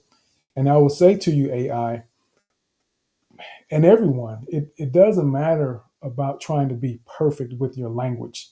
And I need everyone to understand that. I need you to get that you don't have to speak perfectly.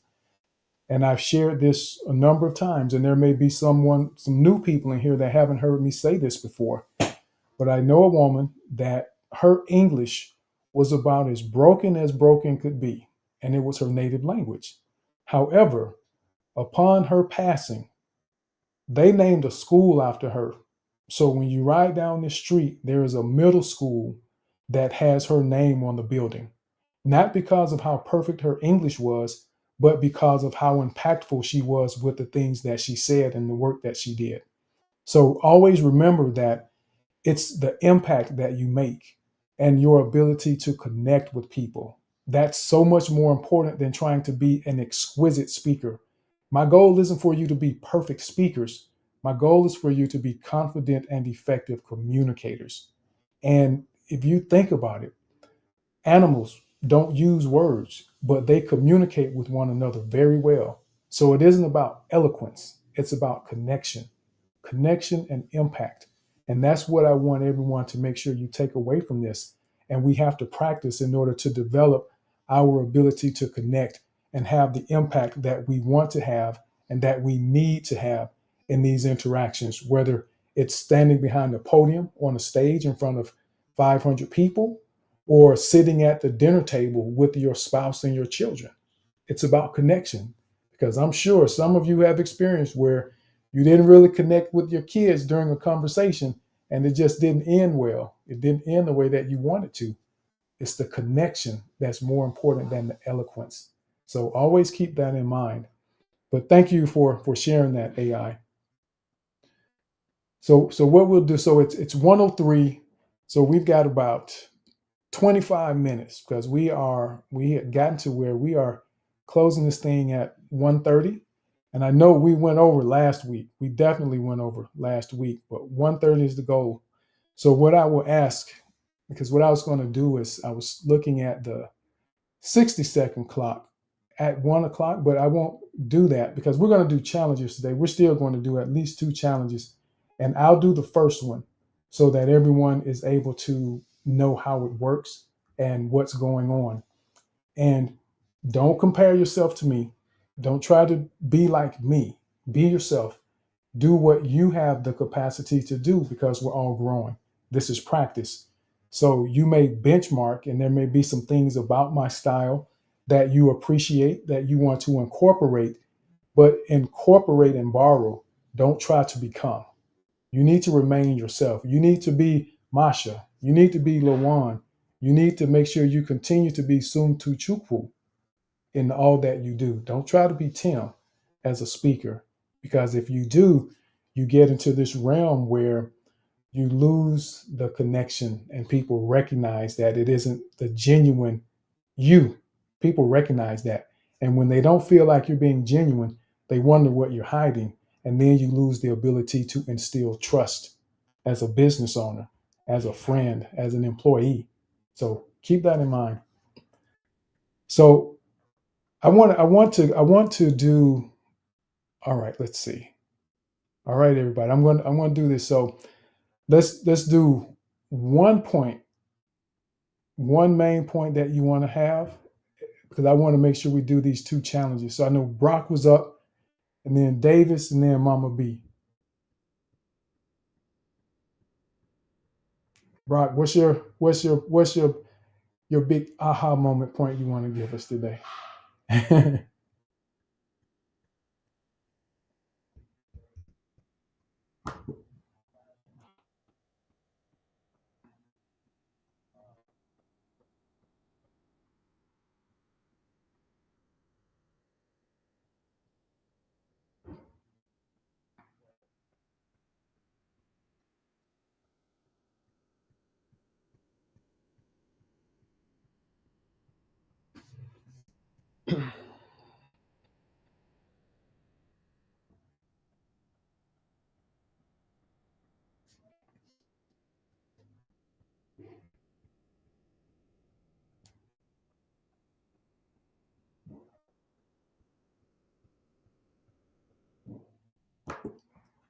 Absolutely. Thank you for that, Brock.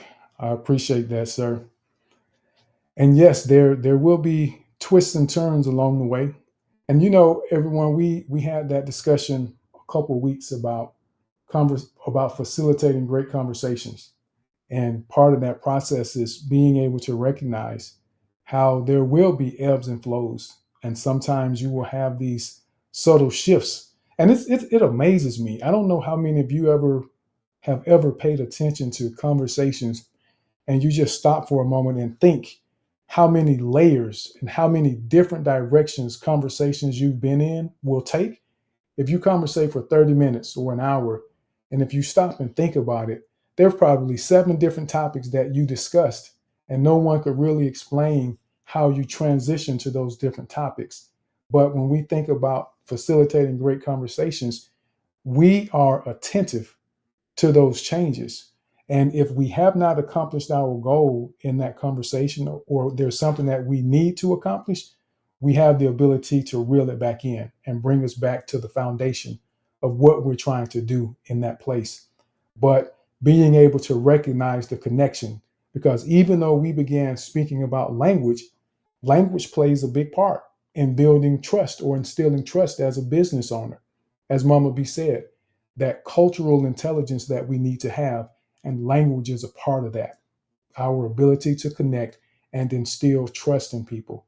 Because just using someone's name like Gaddy, it makes a difference to people. And definitely Mabatu, you need to make sure you repeat it and make sure that you got it correct, because you may only get one chance with some people. So keep that in mind. Those things matter. They matter. So let's go now to Davis. Davis, what's your highlight you want to share with us, sir? Good to see you. Davis? Davis's connection may be acting up on him. We'll go to Mama B, and then we'll try Davis again. Mama B.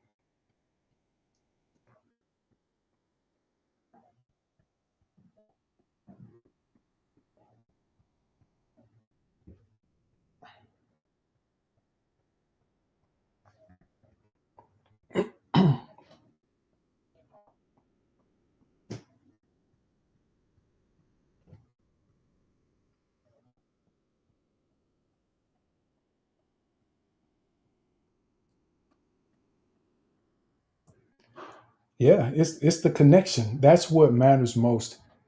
There are people that I've heard speaking that have excellent information, but I struggle to listen to them because they sound like a robot. It sounds like I'm listening to an audiobook that someone gave me as a gift that I didn't really want to have. And the connection isn't there. So it's difficult. I guess it's funny. And that wasn't even about you, AI. AI said he doesn't really like audiobooks. It's amazing that that example came up today. But it's the connection. Think about that. Are people connected to what you say? Do they feel connected to your words? And that connection begins with you being connected to what it is that you're saying.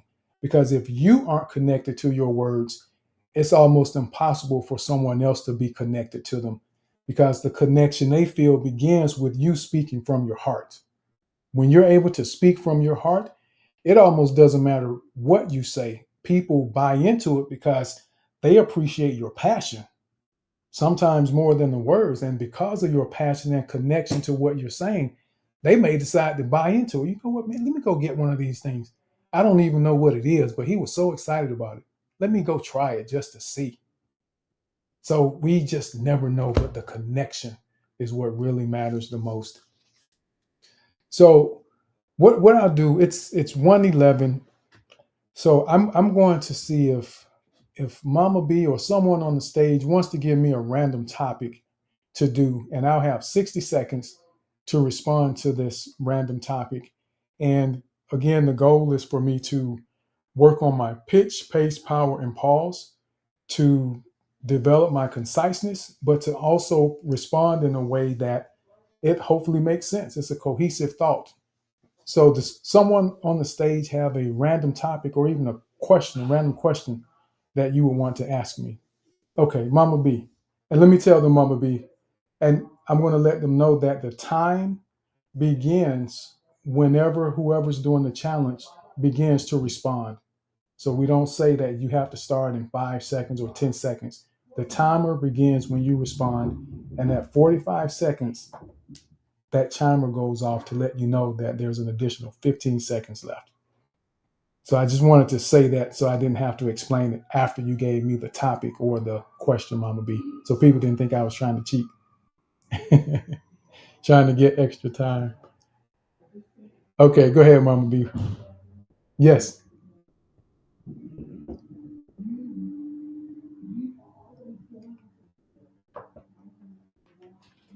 What is connection? Connection to me is having the ability to be intertwined with someone. For some, it's physical, for some, it's emotional. But with connection, there's a bond that holds you together. And the stronger the connections are, the more difficult it is to break them. And when we're thinking about trust, especially instilling trust as a business owner, we want to have the ability to build connections that are going to be forged in steel that is very difficult to break, so that when things get a little difficult, there may be some disagreements that happen along the way, but if you form strong enough connections, they won't be easily broken, and people will offer you a lot more grace when they don't understand something. So that's what connection is to me. All right.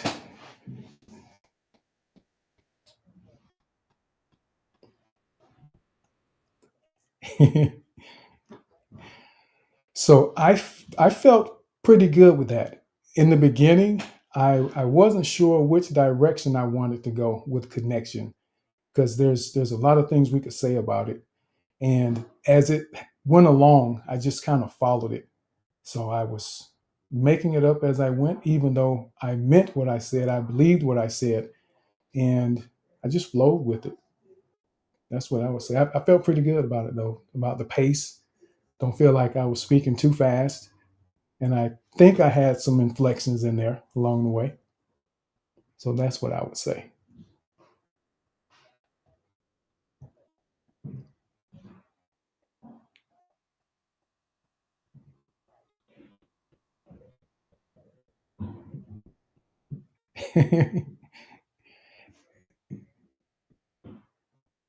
So,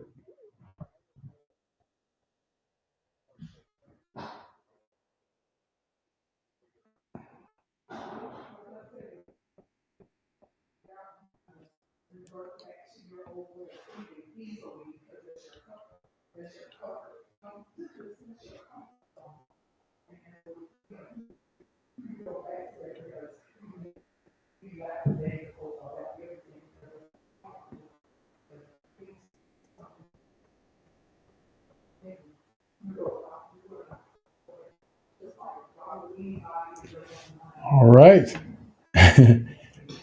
So I think Gary wanted to. Did you want to give feedback?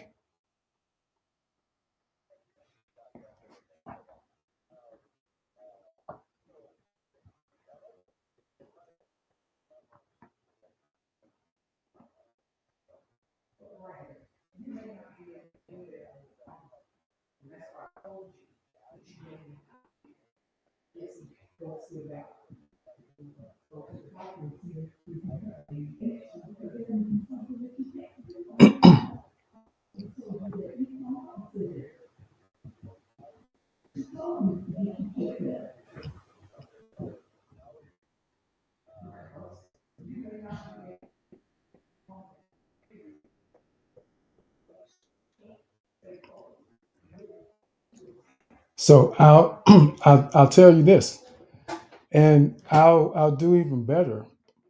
So pick a topic that you, because I get what you're saying. Sometimes it's some of them feel like layups as far as topics are concerned, but it doesn't matter once we establish that comfort level that we are able to just flow with what we're doing. So I'll do it again, and you can pick whatever topic you want.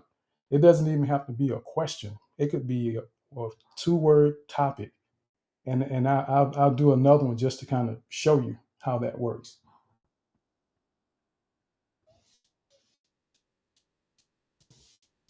Well, I'll tell you up front, that's a layup for me. I do counseling, so that one's easy and is near and dear to my heart. But pick something like supercomputers, radiation, or something that you feel would be challenging and not necessarily even related to communication. Because I want you to see what you're looking for. Because what I gather you're trying to understand is how can you be prepared to give a response to something that may not be a topic of discussion and still be comfortable responding to it. So I want to demonstrate it.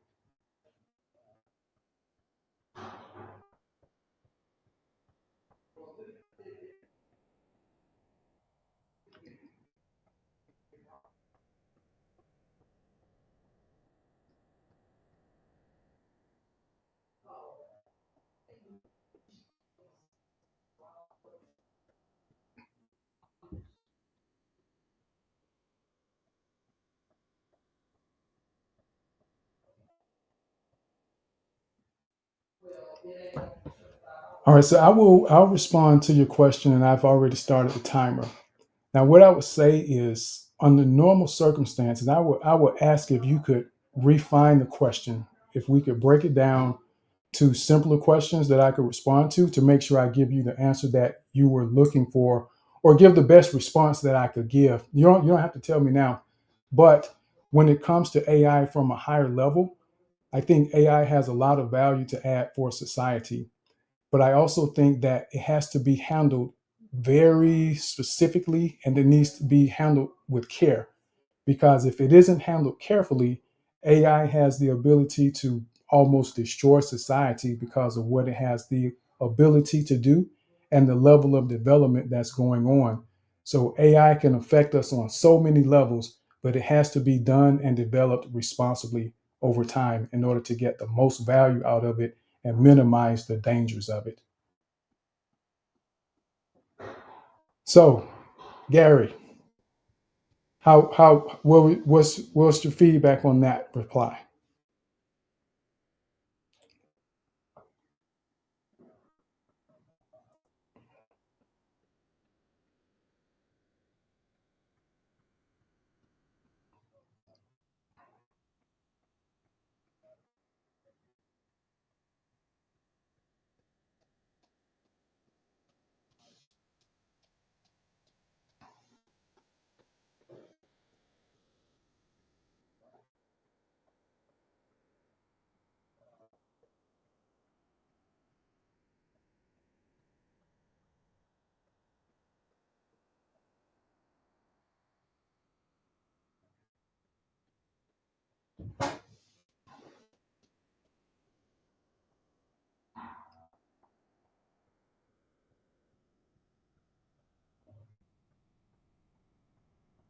Mhm.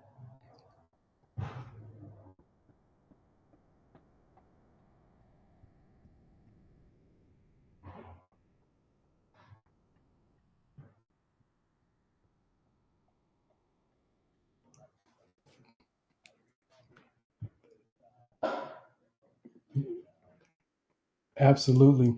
And just to give a little clarification on the exercise with what we're doing and why. So this isn't so much about us being an expert about anything. The challenges are intended to put us in a position where we're expanding our comfort zone. Even if you don't know anything about the question or the random topic that you're given, the goal is for you to not allow fear to keep you from having the ability to give a response. The goal is for you to practice giving a response in those moments where it may be uncomfortable and you have to think about it. And what I started to do was tell you that, well, I'm not really familiar with how AI works.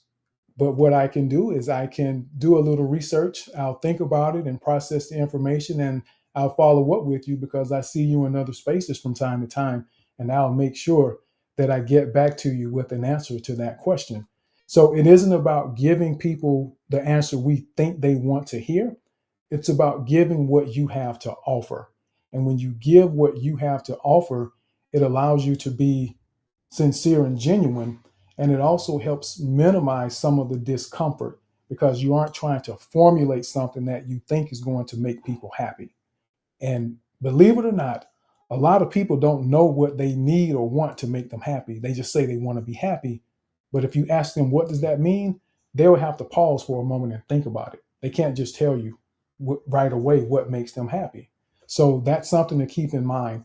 So, everyone, don't get caught up trying to give people what you think they want. You'll sit there and struggle because if there's more than two people, there's at least three of them that want something different. So you give what you have and let that be what it is and be comfortable with that. So that's what that really is about. It's about expanding your comfort zone, getting comfortable being uncomfortable, learning to think on your feet so that when you're in an interview, you understand how to respond to those questions that are going to be relevant to your skill set, even though it wasn't the exact question that's on a lot of the guides that you can find online. Or if you're talking to your supervisor in a meeting and they throw a question out that you didn't really prepare for, but you have some familiarity with it. So that's what this is about. It's not about perfection, it's about understanding how to manage that moment, the fear, the butterflies that may come up, and still refining using our four P's, our pitch, pace, power, and pause, so that the nervousness doesn't cause us to start speaking faster than we should, and people get confused because they can't keep up with what we're saying. So that's what it's for.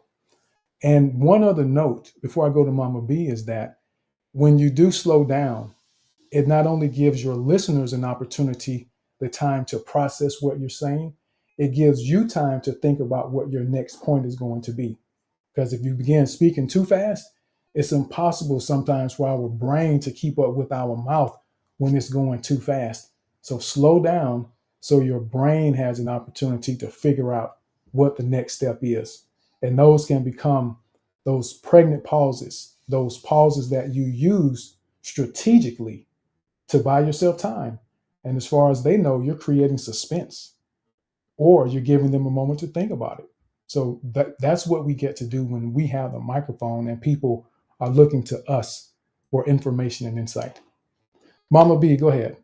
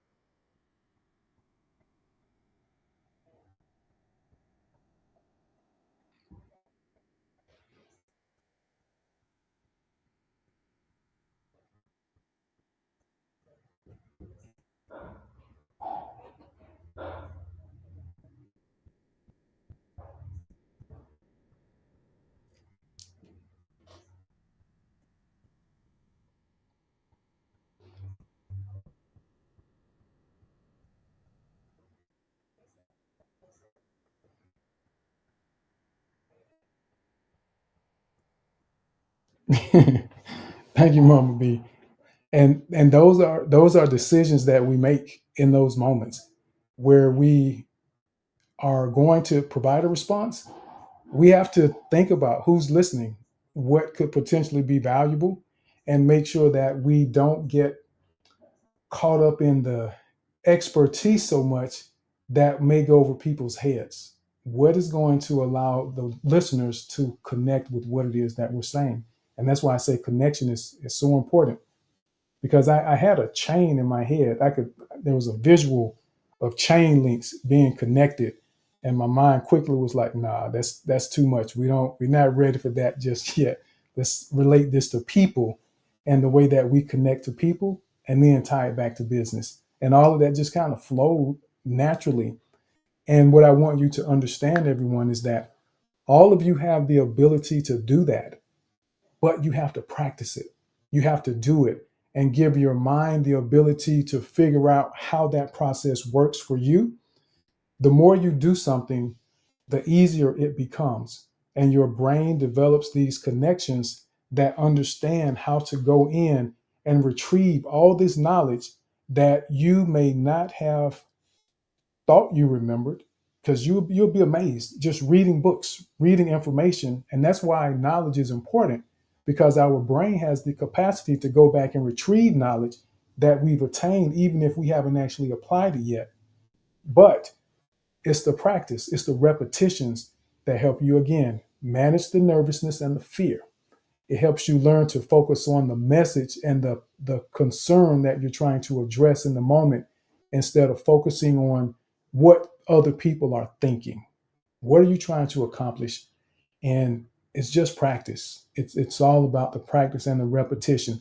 And I promise you, if any of you, if anyone felt intimidated about the idea of doing that, don't, because I wasn't always there. I didn't always do what I did just now. There were times that I struggled, and I would share something, I would say something, and I would essentially change my mind 2 or 3 times before I finished a paragraph while I'm speaking, because my mind was so active and I was trying to make sure that I said it the right way, that it was clear that, okay, well, maybe that isn't what I meant. Maybe it should have been this way. And I'm saying this out loud.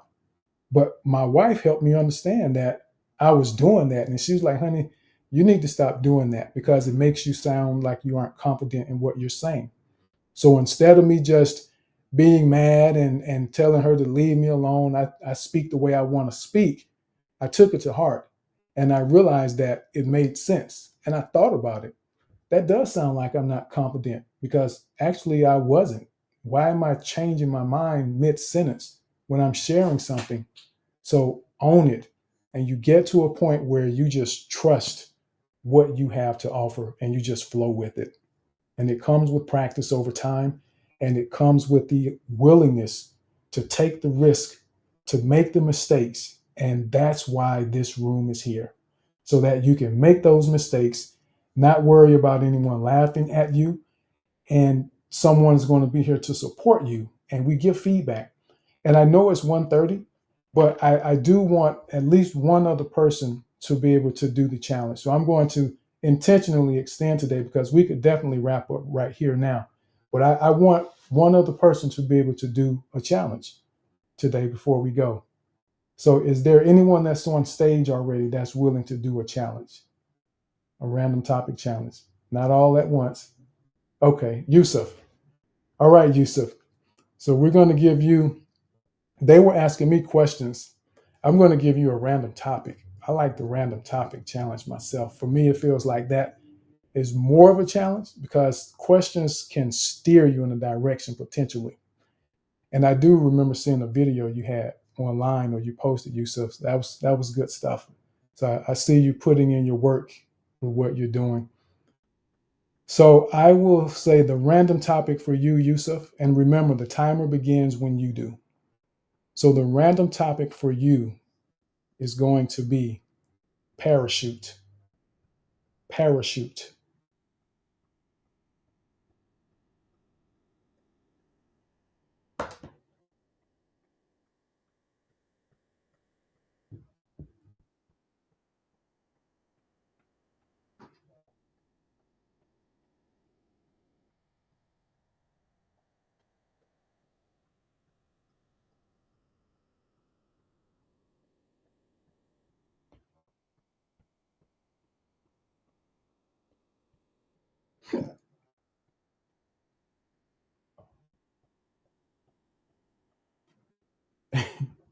Okay, okay.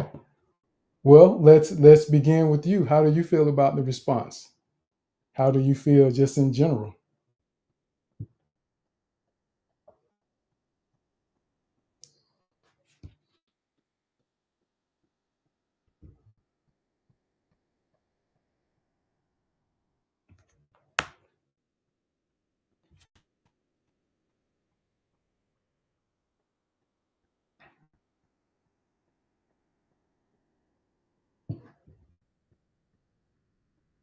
Fair enough. Fair enough. I love that response.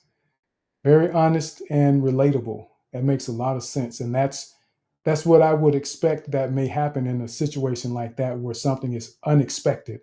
And what you've done is you've given yourself that experience so that if something unexpected happens in another environment, you're practicing how to calm yourself and how to take that pause to figure out how you want to respond in the best way possible in that moment. Abdel, you want to give some feedback to Yusuf? Yusuf?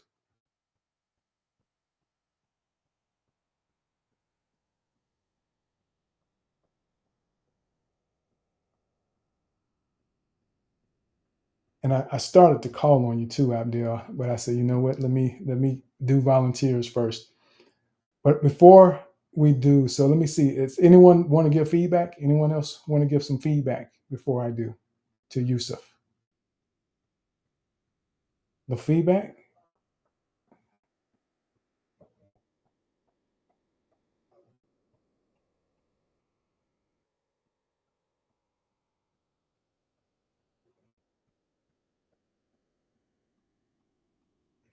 Okay, that makes sense because I know Mama B usually will provide some feedback.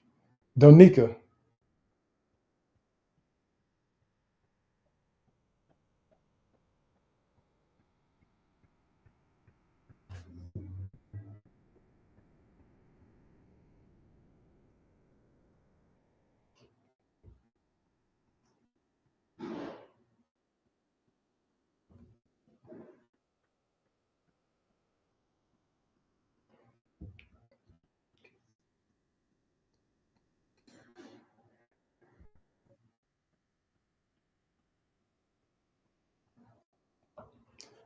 absolutely. And I agree. I agree. So I would say pace wise, pitch pace, pause. I think you did a great job with that. And it was very easy to follow. And what I would say for you, just something that could be helpful. When parachute caught you off guard in the beginning, because as Donika said, I could hear the excitement. You were ready for it. You were ready to jump right in there and crush the challenge, which you did. Don't be afraid to pause. Yes, you may have 60 seconds, but remember, the timer doesn't start until you do. So don't be afraid to take a moment and pause and process for a second. And a lot of people tend to jump right in. And I know I started my response pretty quick. And what tends to happen is if you aren't the first one that does something, we tend to follow the behavior of the people in front of us. So don't be afraid that if everyone begins fast, you take your time, give yourself a moment. If it isn't given in the instructions that you have 10 seconds, take 15 if you feel like you need 15 to give yourself an opportunity to process. It's okay. And believe it or not, anyone that has the ability to add value in your life will appreciate you taking time to process. So I just say that just as a note. So when you're in other environments, and even if you need to repeat it, parachute, interesting topic, or restating the question if it's a question that you're answering. But I love that you just went for it and you went down the path based on how it made you feel, as far as parachutes. And that's fine. If that's how you feel about parachutes and what parachutes make you think about, that's your perspective that you get to share. Own it. And this is something that's important for us, even beyond the challenge, where people have these debates about words and concepts, and someone this back and forth. No, this is what it means. No, this is what it means. This is what it does. It could mean all of that to everyone. And we need to figure out, okay, what do we agree on before we start bickering and debating about what something means. What's the baseline of understanding? So, Yusuf, all of that said, just to say, I think it was a great job, and I think it was a great experience for you to experience that little jolt in the beginning when it's like, oh, I didn't expect this. I thought I was going to get asked about trust, and it went completely sideways. That's how life happens sometimes, and we have to be ready for it. That's why we do this. And someone kind of challenged me on that in the past about not giving people something that's a little easier to handle.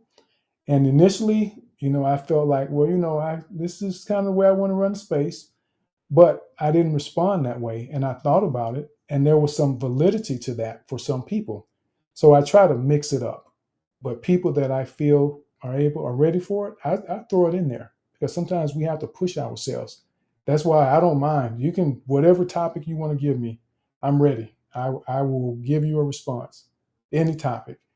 And that's where I want all of us to be, where it doesn't even matter. You feel prepared for it. And at the end of the day, if you have to simply say, well, you know what? That's something I am not very familiar with. And I actually want to make sure you get the best response.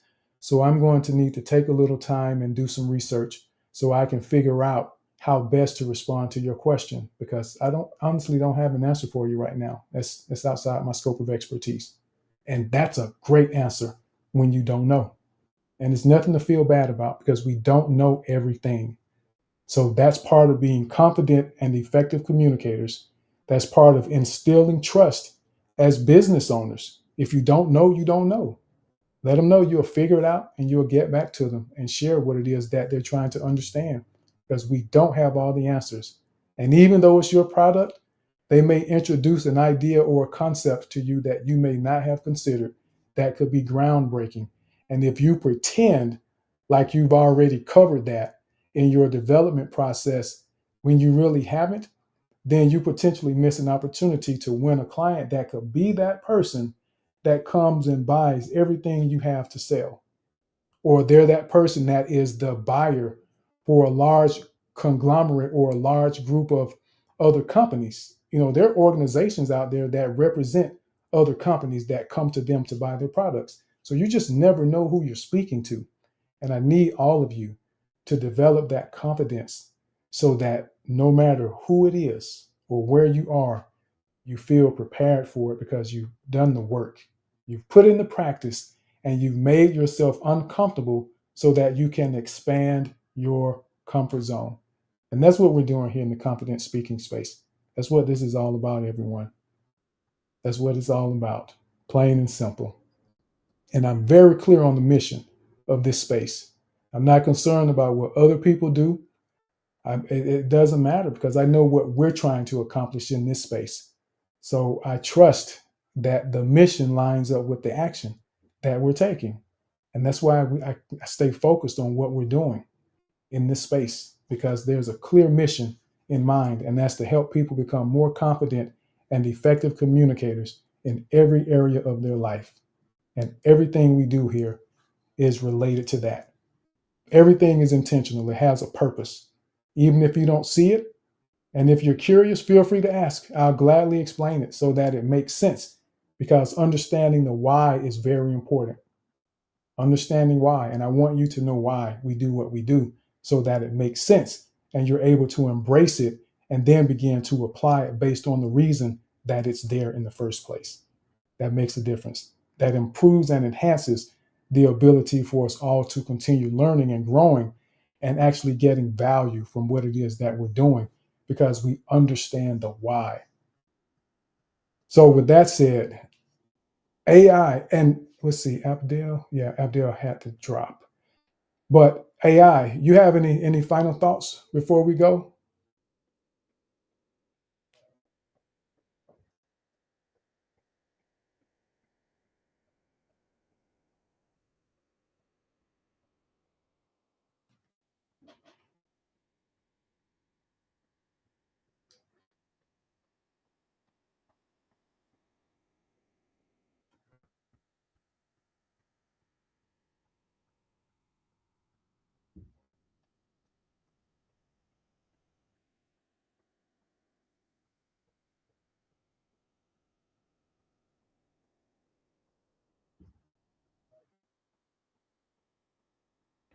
Mm, absolutely, sir. Thank you for that. Because if you go to a great party, people feel what you feel when you explain that party to them. Or if you just were given a sum of money and you're excited about it, your excitement transfers when you're speaking to people. So when you're sharing information, you should be excited about being able to add value to someone's life, because when they have that experience with you, you know that their life may potentially change and they have an opportunity to do something that they may not have been able to do before you shared something with them. And that should excite you, that you can have a positive impact in someone's life that may change it for the better in ways they did not imagine. That's exciting for me. When you all show up in this space, I get excited when I see you all in this space, and especially when you're participating and I see your videos outside the space where you're doing the work. That's exciting for me. And I really appreciate that. So thank you, AI, for co hosting with us today. I appreciate you, sir. Donika, any final thoughts?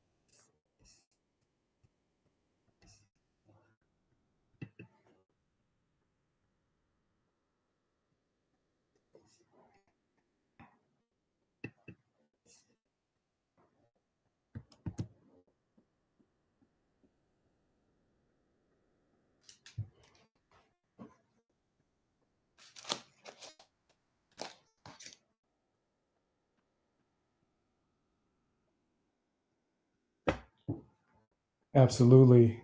Thank you, Donika. I appreciate that for sure. And always appreciate you co hosting and being here and having those different co hosts come up as part of the experience. That's very intentional so that people get to continue their journey of expanding themselves. For some, part of the journey is becoming a speaker and not saying anything, because seeing the word speaker under your name is terrifying. And that's okay. We probably have all been there at some point in time on some level. But then one day you decide, you know what, I'm ready. I'm going to say something today. And you make progress without worrying about perfection. That's progress, and that's great. And after you speak a little while, get to know who you are, recognize your character, some of the things about you. And then we get to bring you up as co host to give you yet another experience, an opportunity to continue expanding yourself. And before you know it, you'll be hosting your own space like Mama B, which she was doing rooms on Clubhouse. So spaces, she's done that. But Shari and some other people, Lazolia, folks that may not have been doing spaces before, but continuing that progression where you go from afraid to be a speaker to hosting your own spaces. Because everyone in here has something to offer that people need to hear. You may not know exactly what it is right now, but you keep coming in here, you're going to figure it out, and you're going to find yourself hosting your own space at some point. And that isn't to get rid of you or make you feel like you don't need to be here, because this is our training ground. This is where we work out the kinks and figure things out. But you get out there hosting your own space so you're able to create that visibility for yourself. You're able to find that fulfillment where you're giving what it is that you have to offer, because there's only so much you can say and offer in someone else's space. But when it's yours, you can pour yourself out and give all that you have to offer. And believe me, there's someone that wants and needs to hear what you have to say. And I want everyone to get to that point where you're doing that. And again, that's part of why we're doing this. So what I need to do is I'm going to go ahead and thank everyone for being here. And I need to go ahead and close. Ingrid, see, Mama B, Ingrid is down here. Ingrid. So I'm going to call you Ingrid. All right. So, and just so everyone knows, Ingrid is our ambassador in the space. She's one of the most vocal people when it comes to talking about the space, sharing the space, and she has established a level of trust with people that they don't even have to verify what she's suggesting to them. If Ingrid says it, they believe it, they trust it, and they follow her where she goes. And that's what we want. That's what we want to do and where we want to be. Mama,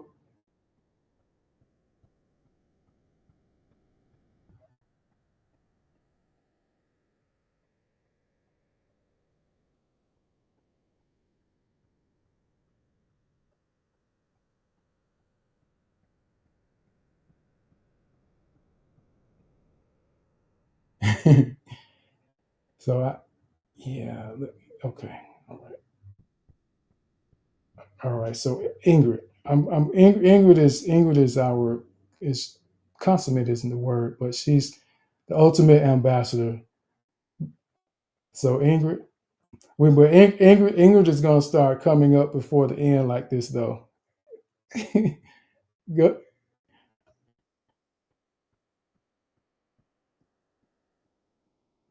You're breaking up, Ingrid.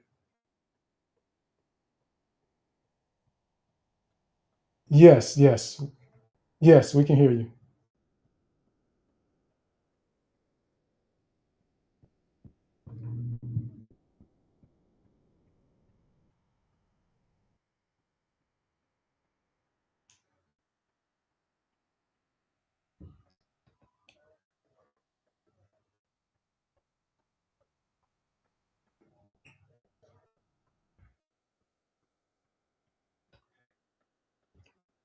It's breaking up, but I think I can. Yes, I hear you. Roseanne is becoming dedicated. Yes,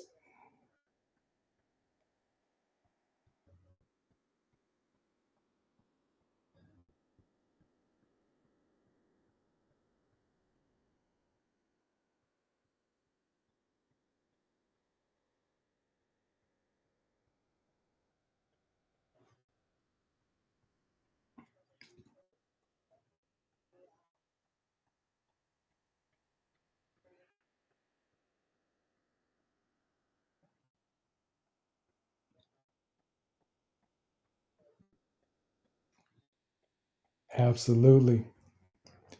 Thank you, Ingrid. And I love that. And see what I'm saying? It sounded like Ingrid said she was in China and it cut out. But even so, she's traveling, she's still listening, and she still comes up and does her Ingrid thing, her Ingrid cameo at the end of the space. But I know Ingrid's gonna start coming up at like 120 now. So I know she may be a little jet lagged today. So we're going with that today. But appreciate all of you tremendously. Lady Phoenix, thank you so much for agreeing to come up and share that perspective.